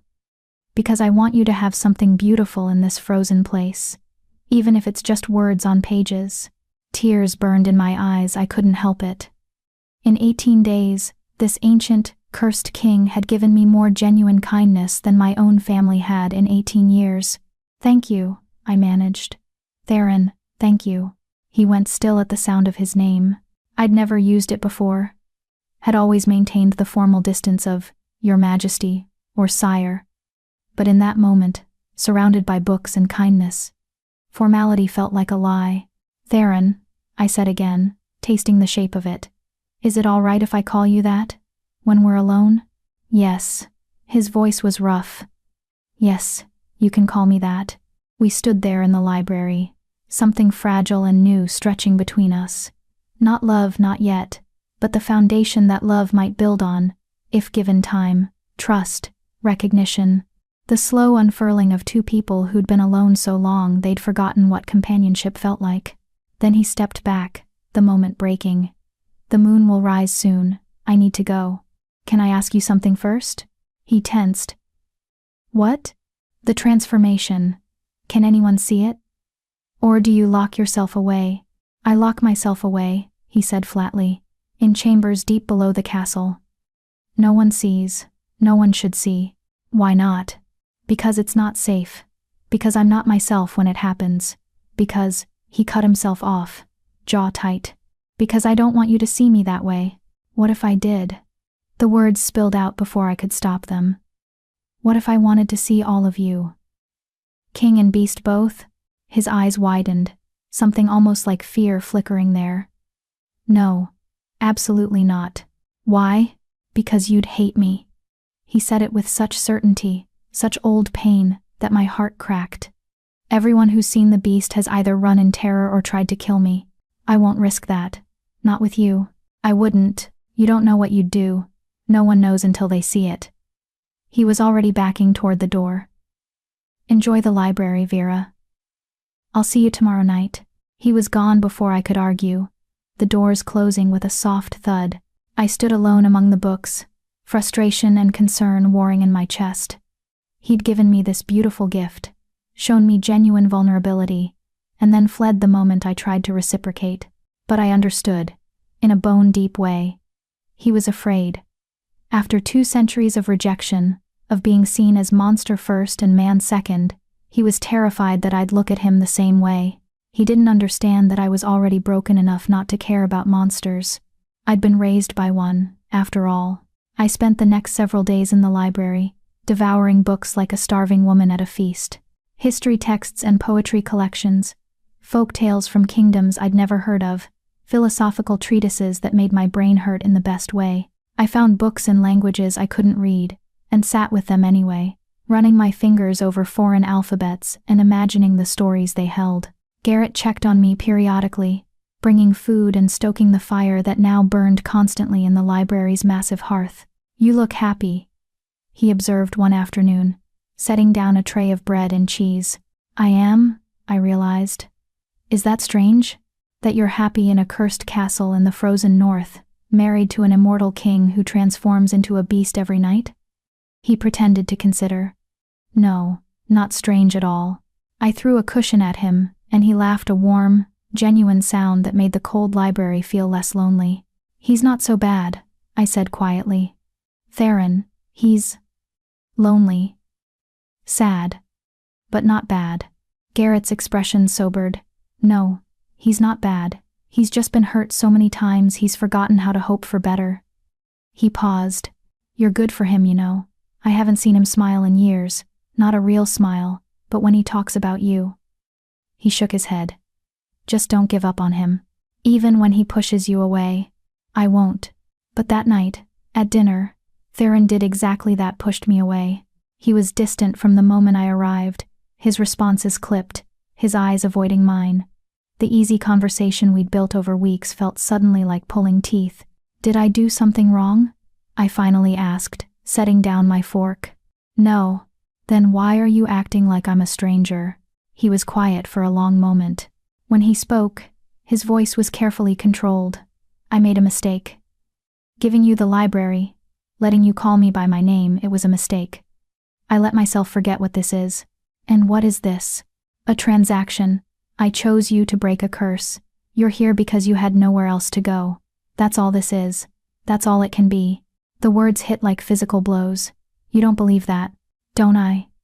He finally looked at me, and his eyes were cold, deliberately cold, like he was forcing himself to feel nothing. "I'm 200 years old, Vera. I've had this conversation before. I've let myself care before. And it always ends the same way with me alone, and them dead or gone. So forgive me if I'd like to avoid that particular pain this time." "So you're just going to—" "What? Keep me at arm's length forever?" "If it keeps me from getting attached." He stood. "Finish your meal. I have business to attend to." "Theron." "Your Majesty," he corrected sharply. "Address me properly." He left, and I sat there in the empty dining hall, fury and hurt churning in my stomach. How dare he? How dare he give me a library and his name and pieces of his heart, and then snatch them back like they'd never existed? How dare he decide for both of us that caring was too dangerous? I stormed back to my chambers and paced like a caged animal. This was his fear talking, I understood that, but understanding didn't make it hurt less. An idea formed, reckless, and probably stupid. If he wouldn't let me see the beast by choice, I'd have to see it without permission. I waited until full dark, until the castle had gone quiet. Then I slipped out of my chambers, a stolen candle in hand, and began searching. The castle was a maze, but I'd paid attention during my escorts to and from dinner. I knew the general direction of the lower levels. I just had to find the stairs leading down. It took an hour of wrong turns and dead ends before I found them, a narrow stone staircase spiraling into darkness, blocked by an iron gate. Locked, of course, but the lock was old, and I'd learned some useful skills surviving Shadowpine. A hairpin would have been ideal, but I improvised with a thin piece of metal from a wall sconce. After several minutes of fumbling, the lock clicked open. I descended into the bowels of the castle. The air grew colder as I went down. Damper. The walls wept with moisture, and my candle flame flickered dangerously. I heard sounds echoing up from below, scraping, growling, something between animal and anguish. My heart hammered against my ribs. This was insane. Suicidal, probably, but I needed to see, needed to understand what he was so afraid of me witnessing. The stairs opened into a corridor lined with cells, old dungeons, unused for who knows how long. All of them empty, except one at the very end. I approached slowly, my candle held high, and I saw him, the beast. He was massive, easily 8 feet tall, built like something from nightmares. His body was covered in midnight black fur that seemed to absorb light, His hands ended in claws as long as daggers. His face was a horrifying fusion of wolf and man, with silver eyes that burned with an intelligence that was both human and utterly alien. He prowled the cell like a trapped animal, and when he caught my scent, his head snapped toward me. We stared at each other through the bars.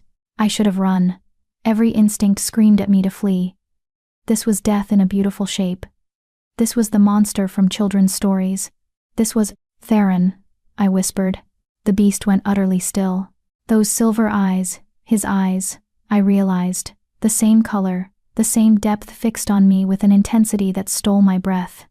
He moved closer to the bars, slow and cautious, like he expected me to bolt. I didn't bolt. "I'm not afraid of you," I said, though my hands shook. "I know you're in there. I know you can hear me." A low sound rumbled from his chest, not a growl. Something else. Something almost like wonder? I stepped closer, until only the bars separated us. Up close, he was even more terrifying.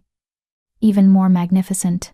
"They told me you were a monster," I continued softly, "but they called me worthless, so I don't trust their judgment much." I reached up, slowly, and placed my hand against the bars. "I see you, Theron. King and beast, and I'm still here."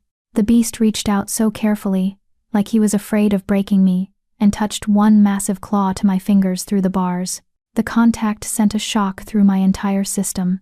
For a long moment, we stayed like that. Girl and beast, human and monster. Two broken things, recognizing each other in the dark. Then footsteps echoed down the corridor, Garrett's voice calling my name, panicked. "I have to go," I whispered. "But I'll come back, I promise." The beast made a sound loss and longing wrapped together. I fled back up the stairs, meeting Garrett halfway. He grabbed my shoulders, eyes wild with fear. "Are you insane?" he hissed. "If he'd hurt you, he didn't hurt me." I met his gaze steadily. "And he won't." "I know that now." Garrett stared at me like I'd grown a second head. "What happened down there?" "I saw him," I said simply. "I saw all of him. And I'm still here." I returned to my chambers and lay in bed, my heart still racing, my hand tingling where the beast had touched it. Tomorrow, I'd have to face Theron's fury. He'd be angry that I'd disobeyed, that I'd endangered myself, that I'd seen what he desperately wanted to hide. But I'd also seen the truth he was too afraid to admit. The beast hadn't wanted to hurt me. The beast had wanted to be seen. And I'd seen him. Finally, truly seen him. Both halves of the cursed king, and I was beginning to understand what the witch had meant about being truly seen. It wasn't about loving someone despite their flaws. It was about seeing the flaws clearly and choosing them anyway. Chapter 6. Theron didn't come to dinner the next night, or the night after. For 3 days, I was left alone with my guilt and confusion, wondering if I'd destroyed the fragile connection we'd built.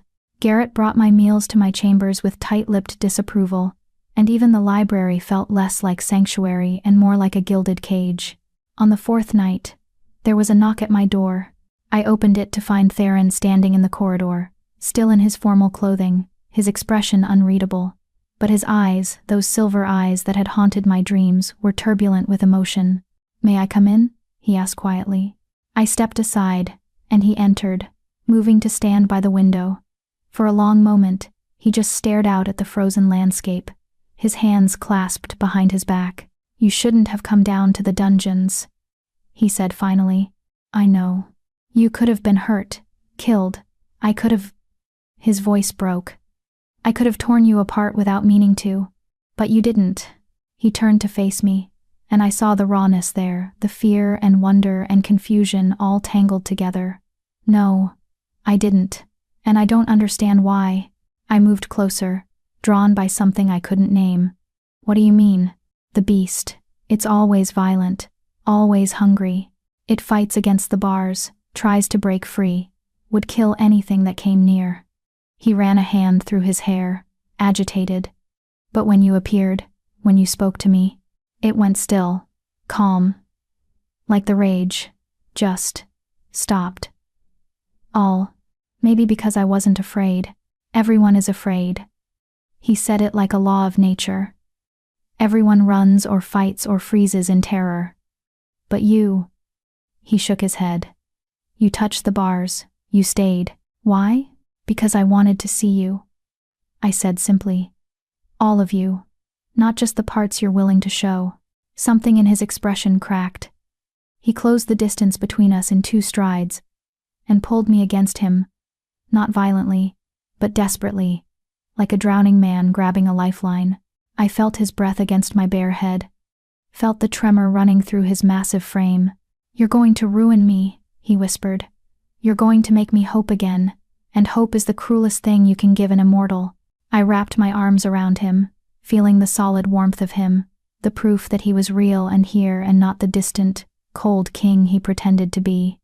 Then let me ruin you, I whispered back. I'm already ruined anyway. We can be ruins together. He pulled back just enough to look at me, and what I saw in his eyes made my breath catch. Not love, not yet, but something close. Something dangerous and beautiful and absolutely terrifying. There's more you need to know, he said, his voice rough. About the curse. About why I really chose you. Dread pooled in my stomach. What do you mean? He released me and moved back to the window, putting distance between us like he couldn't bear to see my face when he said what came next. The curse can only be broken by someone who loves both forms, king and beast, without knowing they're the same person. I frowned. But I know. Everyone knows. You transform every night. Yes. But the curse specifies that the person must fall in love with each form separately, must love the beast as beast, and the king as king, before discovering they're one and the same. His shoulders tensed. I've been trying for 200 years to find someone who could do that. I'd appear to women in beast form first, hidden, mysterious. If they showed kindness to the beast, I'd approach them as king. But it never worked. They'd love one or hate both, or you'd run out of time. I finished, understanding creeping over me like frost. Yes. He turned to face me, and his expression was devastated.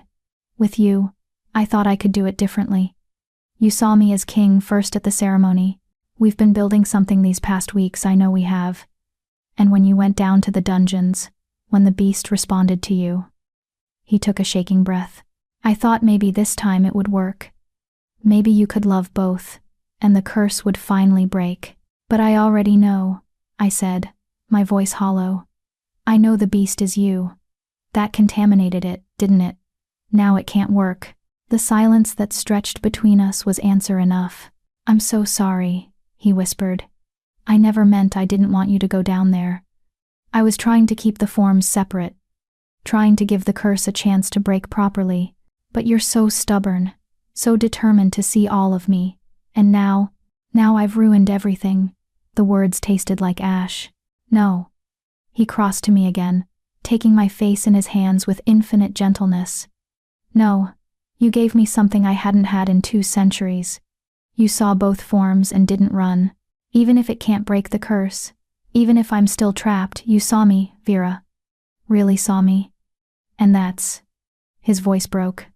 That's more than I deserved. Tears burned in my eyes. This isn't fair. You should be free. You've suffered enough. Life isn't fair. You know that better than anyone. He brushed his thumb across my cheek, catching a tear I hadn't meant to shed. But I got to have these weeks with you. I got to see you smile in my library, got to hear you laugh at my terrible jokes, got to watch you piece together my history like you were solving the world's most fascinating puzzle. That's more than I've had in a very long time. Don't, I said, my voice fierce. Don't talk like this is over. There has to be another way. Some loophole in the curse. I've spent 200 years looking for loopholes. His smile was sad. There aren't any. The witch was very thorough, very angry. He lowered his hands from my face. Which brings me to the other thing I need to tell you. More dread. What? You can't stay here. He said it gently, but the words still hit like a blow. It's not safe. Not anymore. What are you talking about? I'm perfectly safe. Not from me. From yourself. He moved to my writing desk and pulled out a piece of parchment, setting it carefully on the surface. You're already getting attached. I can see it, and I'm He looked away. I'm falling in love with you, which means when you eventually leave, when you grow old or find someone who can give you a real life, it'll destroy me. Again. And I can't. I can't go through that again, Vera. I'm not strong enough. So you're sending me away? Anger rose hot in my throat. You're just giving up? I'm protecting us both. His voice was firm now, taking on that kingly authority. You'll be given an estate in the south. Lands, income, everything you need. You'll be comfortable, free. You can find someone your own age, have a family, live a real life instead of being trapped here with you? I interrupted. That's what you were going to say, wasn't it? Trapped with you? His silence confirmed it. You're a coward, I said, and watched him flinch. You survived 200 years of loneliness, but you can't survive actually caring about someone. You'd rather send me away than risk being hurt again. Yes, he admitted. I would, because at least this way, you'll survive. You'll have a chance at happiness, and I'll go back to what I was before. Alone. Safe. Alone isn't safe, I said, my voice breaking. Alone is just slow death. You taught me that. Then I taught you wrong. He turned toward the door. You'll leave in 3 days. Pack what you want from the library. Take whatever books bring you comfort. Lady Kira will handle the arrangements. Theron, please. Your Majesty, he corrected, and the formality was a wall going up between us. Address me properly, Miss Ashford. He left, and I stood alone in my chambers. Fury and heartbreak warring in my chest. He'd given me everything: kindness, understanding, a place where I'd finally felt seen, and now he was taking it away. Not because he didn't care, but because he cared too much. Because 200 years of loss had taught him that love was just another word for inevitable pain. I wanted to hate him, but I understood him too well for that. The next 2 days passed in a blur of grief and anger. I packed mechanically, choosing books from the library with shaking hands, watching servants box up the few belongings I'd accumulated. Garrett tried to talk to me, but I had nothing to say. Lady Kira was efficient and cold, treating my departure like any other logistical problem to solve. Theron didn't come to say goodbye. I told myself I didn't care. Told myself I was better off leaving this frozen castle and its coward king. Told myself I'd forget him within a month. I told myself so many lies. On the evening before my departure, I made one final visit to the library. I wanted to memorize it, the smell of old paper, the way light filtered through the high windows, the exact placement of the astronomy section where I'd spent hours tracing constellations. I was running my hand along a shelf of poetry when I heard the door open. Theron stood in the doorway, and he looked wrecked. His hair was disheveled, dark circles under his eyes, his clothing rumpled like he'd slept in it, if he'd slept at all. I shouldn't be here, he said. Then why are you? Because I'm a fool. He moved into the library, and I saw his hands were shaking. Because I've been trying to convince myself this is the right thing, and I can't. Because the thought of you leaving is worse than any curse Morgessa could have laid on me. Hope flared painful in my chest. Then let me stay. I can't. His voice was anguished. Don't you understand? If you stay, I'll fall completely in love with you, and then I'll have to watch you age and fade and die while I remain frozen, unable to follow. I've lived through that once. I barely survived it. I won't. I can't. So I'm supposed to leave so you don't have to risk being hurt? I moved toward him, anger giving me courage. What about me, Theron? What about what I want? You deserve better than this. He gestured at himself, at the library, at the castle. Better than a cursed king in a frozen wasteland. Better than a man who transforms into a monster every night. Better than someone who'll never age while you grow old. You deserve warmth and sunlight, and someone who can give you a normal life. I don't want normal. The words burst out of me. I never wanted normal. I wanted to be seen, and you saw me. I wanted to matter, and with you, I mattered. My voice broke. I wanted to keep talking to you every night. I wanted to understand all your stories. I wanted to see the beast again and watch him go still when I touched the bars. I wanted this, Theron. I wanted you. The past tense hung between us like a death knell. His eyes glistened. Vera, But you're too afraid to let yourself have anything good. I continued, tears streaming down my face now. So fine. I'll go. I'll take your estate and your money and your books. I'll build a life somewhere warm. I'll probably even find someone else eventually, someone human and normal and safe. I moved close enough to touch him but didn't. And every night, I'll think about the king who gave me a library and then sent me away, the beast who went still at my touch, the man who taught me I was worth seeing and then decided I wasn't worth keeping. That's not why. Do I? I met his silver eyes. Because from where I'm standing, you're just another person who decided I wasn't worth the risk. My father did it. My stepmother did it. Even Celestine, in her way. And now you. So congratulations, Your Majesty. You fit right in. The words were cruel, meant to wound. They did. I watched them land, watched pain flash across his face. But before he could respond, before I could take them back or make them worse, a guard burst into the library, his face pale. Your Majesty! Riders approaching from the south. They carry the banner of Shadowpine. Theron went rigid. Shadowpine? Why would... He turned to me. Did your father know you were leaving? No, I haven't contacted anyone. Then why? He moved toward the door, then looked back at me. Stay here. Don't leave this library until I come back. Theron, but he was already gone, the guard running to keep up with him. I stood alone among the books, my heart hammering, all our awful goodbye forgotten in the face of new dread. Why would anyone from Shadowpine come here? What could possibly be important enough to make that journey? And why did every instinct I had scream that whatever news they brought, it would change everything? Chapter 7. The Year of Hollow Happiness. I didn't obey. Of course I didn't. Theron had asked me to stay in the library while he dealt with the Shadowpine delegation, but I'd never been good at following orders when they didn't make sense. Something was wrong. I could feel it in my bones, and I wasn't going to hide among books while my world potentially collapsed. I slipped out of the library and followed the distant sounds of voices to the great hall. The scene I found was chaos barely contained.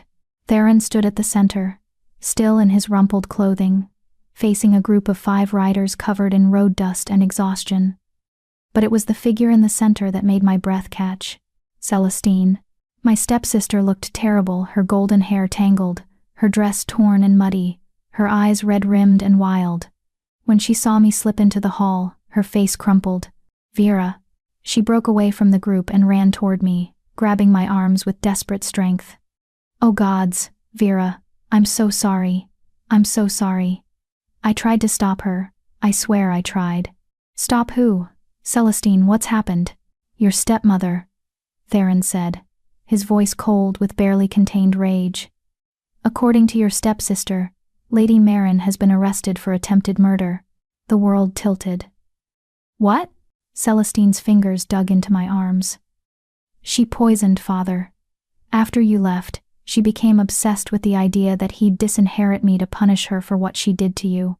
So her voice broke. She put wolfsbane in his wine. Slow acting. Made it look like illness. Is he? He's alive. Barely. The healers caught it in time. Celestine's eyes filled with fresh tears. But when they searched her chambers, they found letters. Plans. She was going to kill me too, Vera, her own daughter, because she thought if we were both dead, she could remarry someone more powerful. I couldn't process it. Marin had always been cruel. But this, she's been sentenced to death, one of the riders said. A man I recognized as Lord Caldris from the mating ceremony.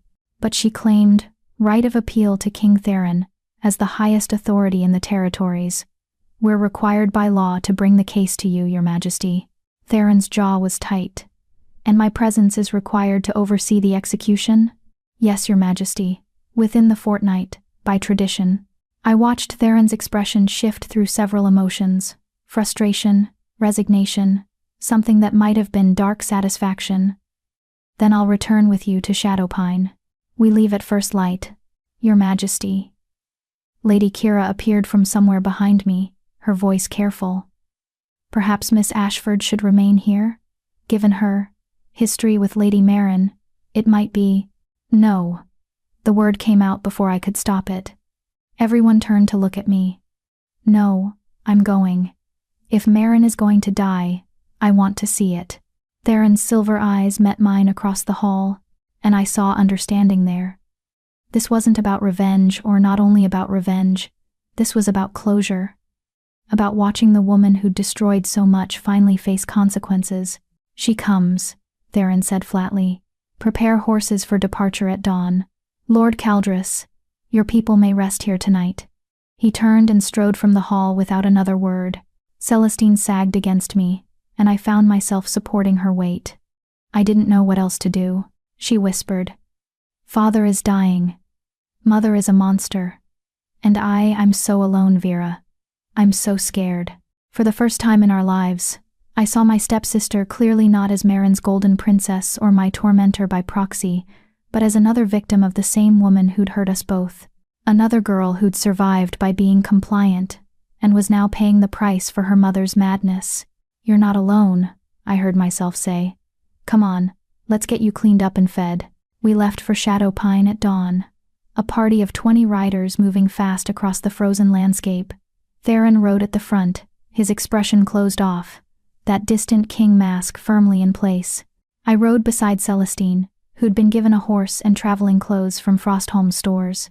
The journey should have taken 5 days. Theron pushed us to make it in 3. He still wasn't speaking to me beyond necessary communication. Our devastating fight in the library hung between us like a ghost. All those cruel words neither of us had taken back. And now, with the interruption of Marin's crimes, we were trapped in this limbo, too much unsaid, too much unresolved, and a death sentence waiting at the end of the road.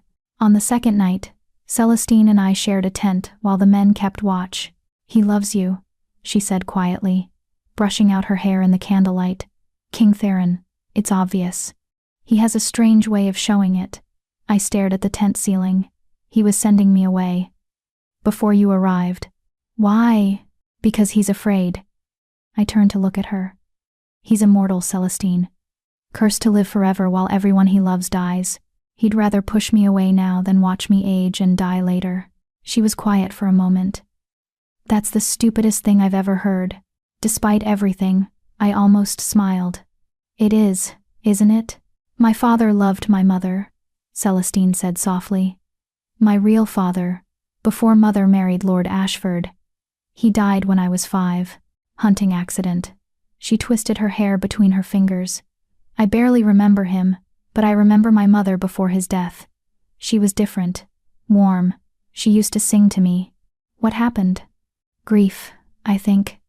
She couldn't accept that he was gone, so she became what she is now, grasping, cruel, desperate to control everything because she couldn't control death. Celestine looked at me. Your king is doing the same thing. He's trying to control the pain by avoiding it entirely. But that's not living. That's just slowly dying while your heart still beats. She was right. And the worst part was, I'd been doing the same thing in Shadowpine, surviving instead of living, building walls instead of connections, telling myself stories instead of facing reality. Theron and I were the same in that way. 2 people so afraid of being hurt that we'd chosen numbness over risk. I was falling in love with him, I admitted quietly. Maybe already had. And then he pushed me away, and I said terrible things, and now I don't know how to fix it. Do you want to fix it? Yes, but I don't know if he'll let me. Celestine squeezed my hand. Then make him let you. You're the girl who showed up bald to a mating ceremony and got chosen by a king. You're stronger than you think, Vera. We reached Shadowpine on the 3rd day. The keep looked exactly as I remembered, gray stone towers, the familiar courtyard, the halls where I'd spent 18 years becoming invisible, but everything felt smaller somehow, less significant. Like I'd outgrown this place without realizing it. My father was in his chambers, barely conscious, tended by healers who shook their heads when asked about his prognosis. I stood in the doorway, looking at this man who'd once loved me, and then forgotten how, and felt nothing. Just a hollow space where emotion should have been. Will he survive? I asked the head healer. Perhaps. If the poison hasn't damaged too much. But he'll never be the same, my lady. He'd never been the same since my mother died. This was just one more step in his long fade into nothing. Maren was in the dungeons. Theron went to see her that evening, and I followed without asking permission. If he objected, he didn't say so. We descended into the same cold cells where criminals were kept awaiting judgment. My stepmother sat on a stone bench, still wearing the fine dress she'd been arrested in, though it was filthy now. When she saw me, her face twisted with rage. "You," she hissed. "This is your fault, your curse. Everything went wrong after you left. I'm not the one who poisoned my husband," I said calmly. "He was going to disinherit Celestine, going to give everything to you out of guilt. I couldn't let that happen. So you decided to kill him?"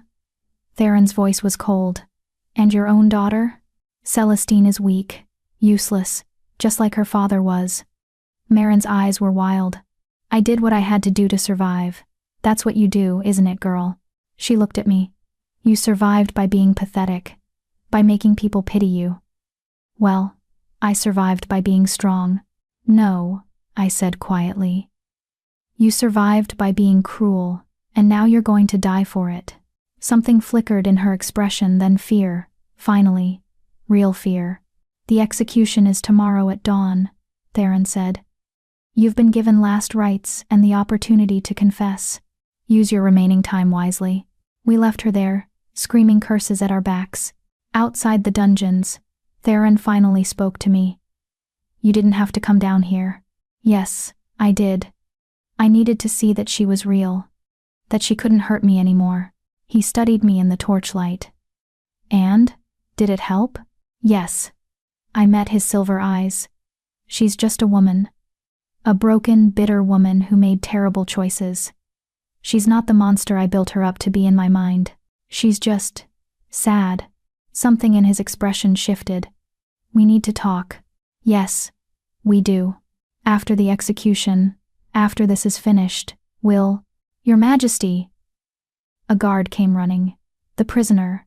She's—" We ran back to the dungeons. Maren lay on the stone floor, foam at her lips, her body already going cold.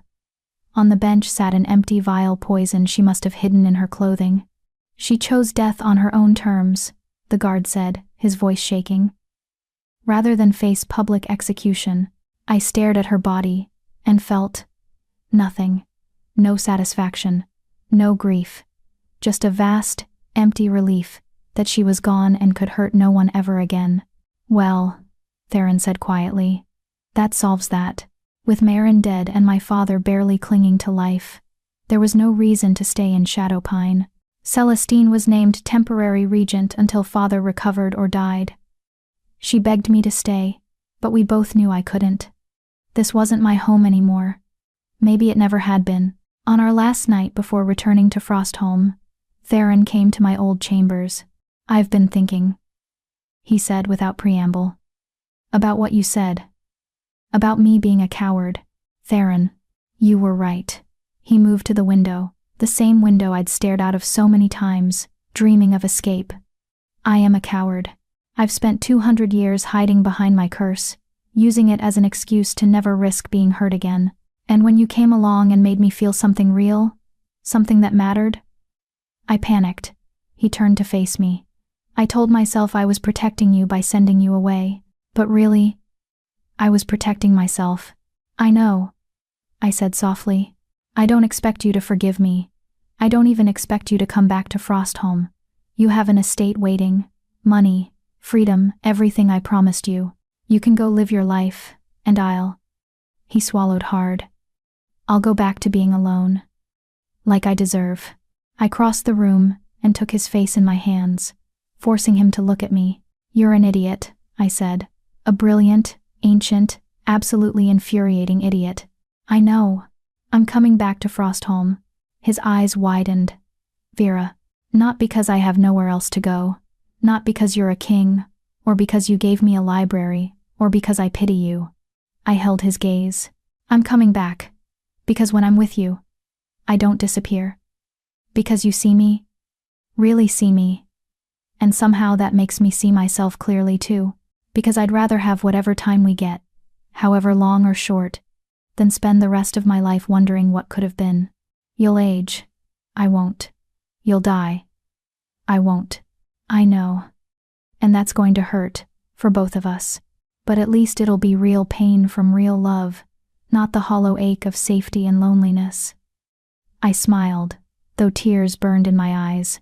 You taught me that surviving isn't the same as living, so let's live, Theron, for however long we can, and when my time comes, you can grieve me properly instead of spending eternity regretting that you never let yourself love me. He pulled me against him, his arms crushing me close, his face buried in the curve of my neck. I already love you, he whispered against my skin. I've been trying not to, but I do. I love you so much, it terrifies me. Good, I whispered back. Be terrified. I am too. Let's be terrified together. We held each other in that old room where I'd spent so many nights dreaming of escape, and I realized I'd finally found what I'd been looking for. Not rescue, not safety, just someone willing to be afraid with me. We returned to Frostholm a week later, and for the next year, I was happy, genuinely, completely happy in a way I'd never been before. Theron and I fell into a rhythm. Days in the library, reading together or separately, sharing passages that moved us. Evenings at dinner, talking about everything and nothing, his centuries of experience meeting my curiosity about the world. Nights when he'd visit my chambers before the transformation, just to hold me, to memorize the feel of me before the beast took over. And some nights, I'd go down to the dungeons. I'd sit outside the cell and talk to the beast. Tell him stories, read him poetry, share the small details of my day. At first, he'd just watch me with those silver eyes, that massive form eerily still. But gradually, he began to respond small gestures, soft sounds, a gentleness that seemed impossible in something so monstrous. I never touched him again after that first night. The bars stayed between us, a necessary boundary, but I saw him. Every night that I could, I made sure he knew he wasn't alone in the darkness. Theron never asked what I said to the beast. I think he was afraid to know.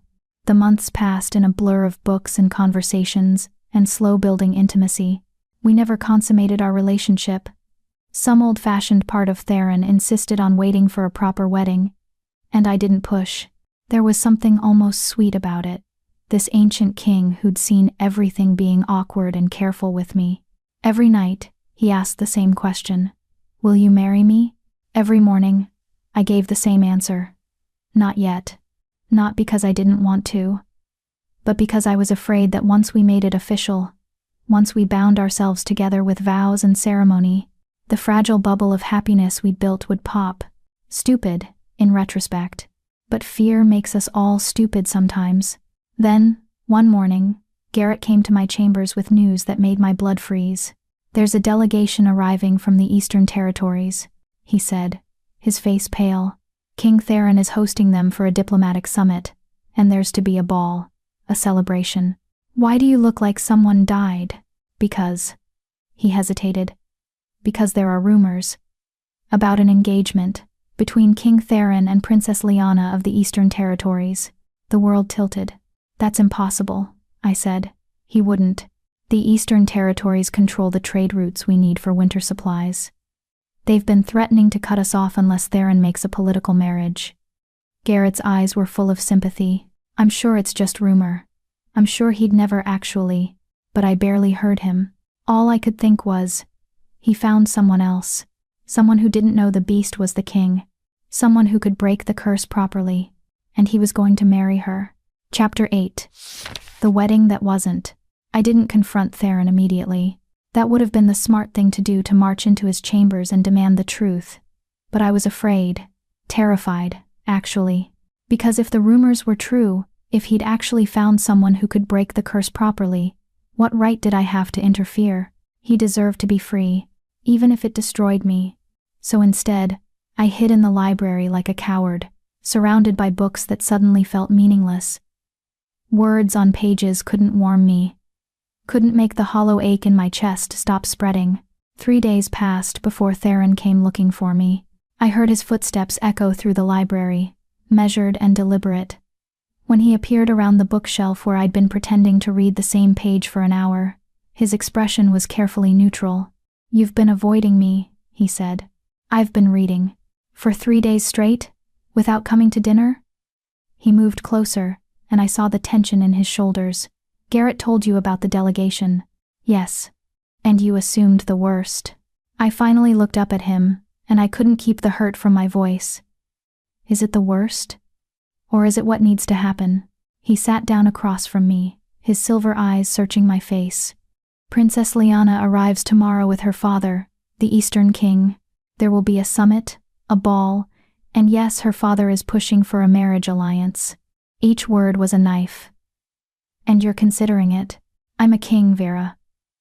I have to consider everything that affects my people. The Eastern territories control trade routes we desperately need. They've been threatening blockades unless you marry the princess." I set down my book with shaking hands. "Can she break the curse?" His silence was answer enough. "She doesn't know, does she?" I continued, my voice barely above a whisper. "About the beast. You haven't told her, which means if she falls in love with you as king, and then encounters the beast separately." I couldn't finish the sentence. "It's possible," he admitted quietly. "Her father has been corresponding with Lady Kira for months. The princess is young, idealistic. She's expressed interest in meeting the cursed king she's heard stories about. She sees it as romantic, a chance to be a savior. How nice for her." The bitterness in my voice was ugly, but I couldn't help it. "Vera, no, I understand." I stood, needing distance from him. "You've spent 200 years waiting for this chance. Someone who doesn't know the king and beast are the same person. Someone who can break the curse properly. I'm just the contaminated experiment, remember? The one who ruined it by going down to the dungeons? Don't do that." His voice hardened. "Don't twist this into something it's not." "Then what is it?" I spun to face him. "Explain it to me, because from where I'm standing, you're choosing a chance at freedom over—" I cut myself off before I could say it. "Over you." He finished the sentence, standing now, his expression raw. "That's what you were going to say. That I'm choosing the curse over you, aren't you?" "I don't know." The words burst out of him, anguished. "I don't know what to choose, Vera. I love you, gods. I love you so much I can barely breathe around it. But I've been trapped for 200 years. 200 years of transforming every night. Of being alone. Of watching everyone I care about die while I remain. And now there's a chance, maybe just a chance, that I could finally be free of it. That I could age normally, die normally, have a real life instead of this endless frozen existence. With her," I said quietly. "Not with me. No. Not with you." His voice broke. "Because even if the curse breaks with Liana, I'd still love you. I'd still want you, but at least I'd be free to grow old with whoever I chose, instead of watching them fade while I stay frozen at 35. The logic was sound. Horrible, but sound. "So, what do you want from me?" I asked, tears burning in my eyes. "Permission? Blessing? Should I smile and wish you well while you court another woman?" "I want—" He ran a hand through his hair, frustrated. "I want you to tell me I'm making the wrong choice. I want you to fight for me. I want you to give me a reason to turn down this chance at freedom, even though it's selfish and unfair to ask that of you. You want me to make the decision for you," I said, understanding flooding through me. "So you don't have to feel guilty about either choice." He flinched. "That's not—" "Yes, it is." I moved toward him, my vision blurring with tears I refused to shed. "You want me to either set you free gracefully, so you can break the curse without guilt, or you want me to beg you to stay, so you can blame me for keeping you trapped. Either way, you don't have to take responsibility for what you want. That's not fair. Life isn't fair. You taught me that, remember?" I stopped just in front of him. "Here's what I'll tell you, Theron. I love you. I love both versions of you, the king who gave me a library, and the beast who goes still when I read poetry. I love your terrible jokes and your 200-year-old stories and the way you look at me like I'm something precious instead of something broken." My voice cracked. "But I won't beg you to stay. I won't make this decision for you. If you want to pursue Princess Liana, if you want to try to break the curse with her, then do it. I'll leave Frostholm and you'll never have to see me again. But if you choose me, if you choose us, then you're choosing this life. The curse, the transformation, all of it. And you don't get to resent me for it later." He stared at me, something desperate in his silver eyes. "What if I can't choose? What if I don't know what I want? Then you've already chosen." I stepped back, putting distance between us. "Because if you loved me enough, there wouldn't be a choice. The curse wouldn't matter. The princess wouldn't matter. Nothing would matter except us. It's not that simple." "It is exactly that simple." I turned away, unable to look at him anymore. "Princess Lyanna arrives tomorrow. You have until then to decide. If you choose to pursue her, I'll pack my things and be gone before the ball. If you choose me—" I looked back at him. "Then tell her no. Publicly. Let her father threaten whatever he wants. Choose us, Theron, or let me go." I walked away before he could respond, leaving him alone in the library we'd made ours. Princess Lyanna arrived the next day in a procession of gilt carriages and silk banners. I watched from my window as the courtyard filled with Eastern dignitaries. The princess herself was stunning, tall and willowy, with hair like spun copper and the kind of effortless grace that came from a lifetime of being told you were special. She was young, maybe 20, with the bright-eyed optimism of someone who'd never truly suffered. Everything I wasn't. Theron greeted them formally, every inch the king cold, distant, powerful. I couldn't hear what was said, but I saw the princess smile at him, saw her father clasp Theron's shoulder with familiarity that made my stomach turn. I didn't go down to meet them. Instead, I began packing. Garrett found me an hour later, my trunk half filled with books and the few belongings I'd accumulated over the past year. "You're leaving," he said flatly. He hasn't come to tell me otherwise. Maybe he's still deciding. 9. There's nothing to decide, Garrett. He wants the curse broken. She's his best chance. I'm just in the way. I folded a dress with shaking hands. Better to leave now, before I have to watch him fall in love with someone else. You're making assumptions. Am I? I turned to face him. Have you seen him today?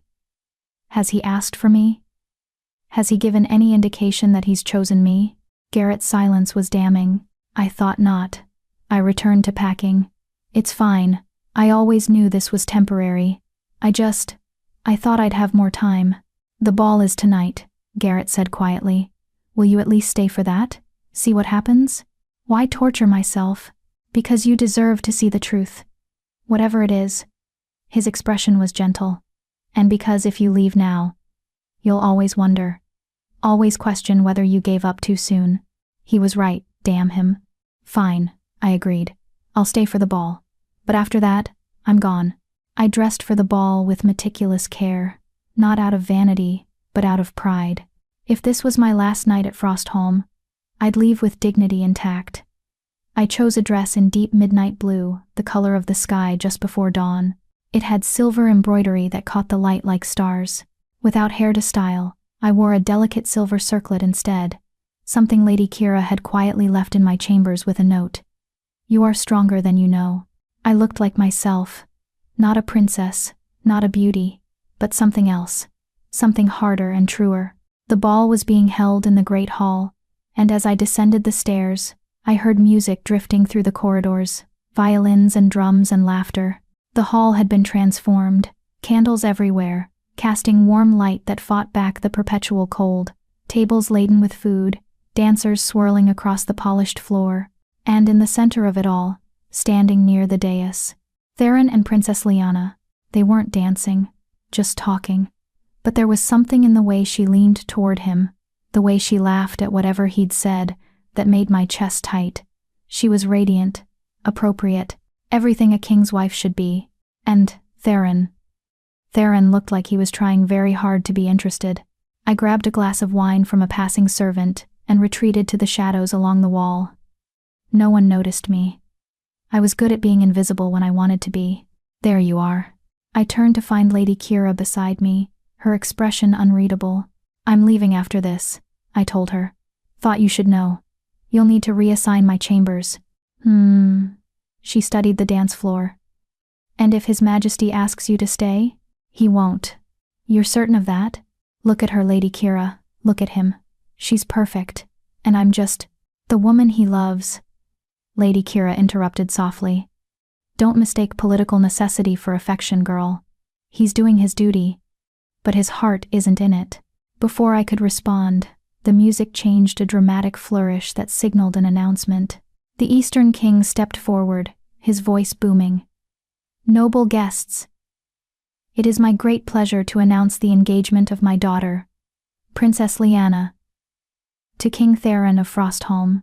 The hall erupted in applause. I felt my heart crack clean in two. Theron's expression was carefully blank as Lyanna took his arm, beaming. They looked perfect together, the powerful king and the beautiful princess.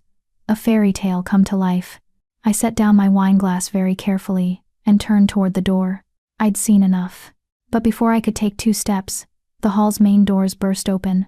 A group of masked figures stormed in, 6, maybe 7, all armed with crossbows and blades.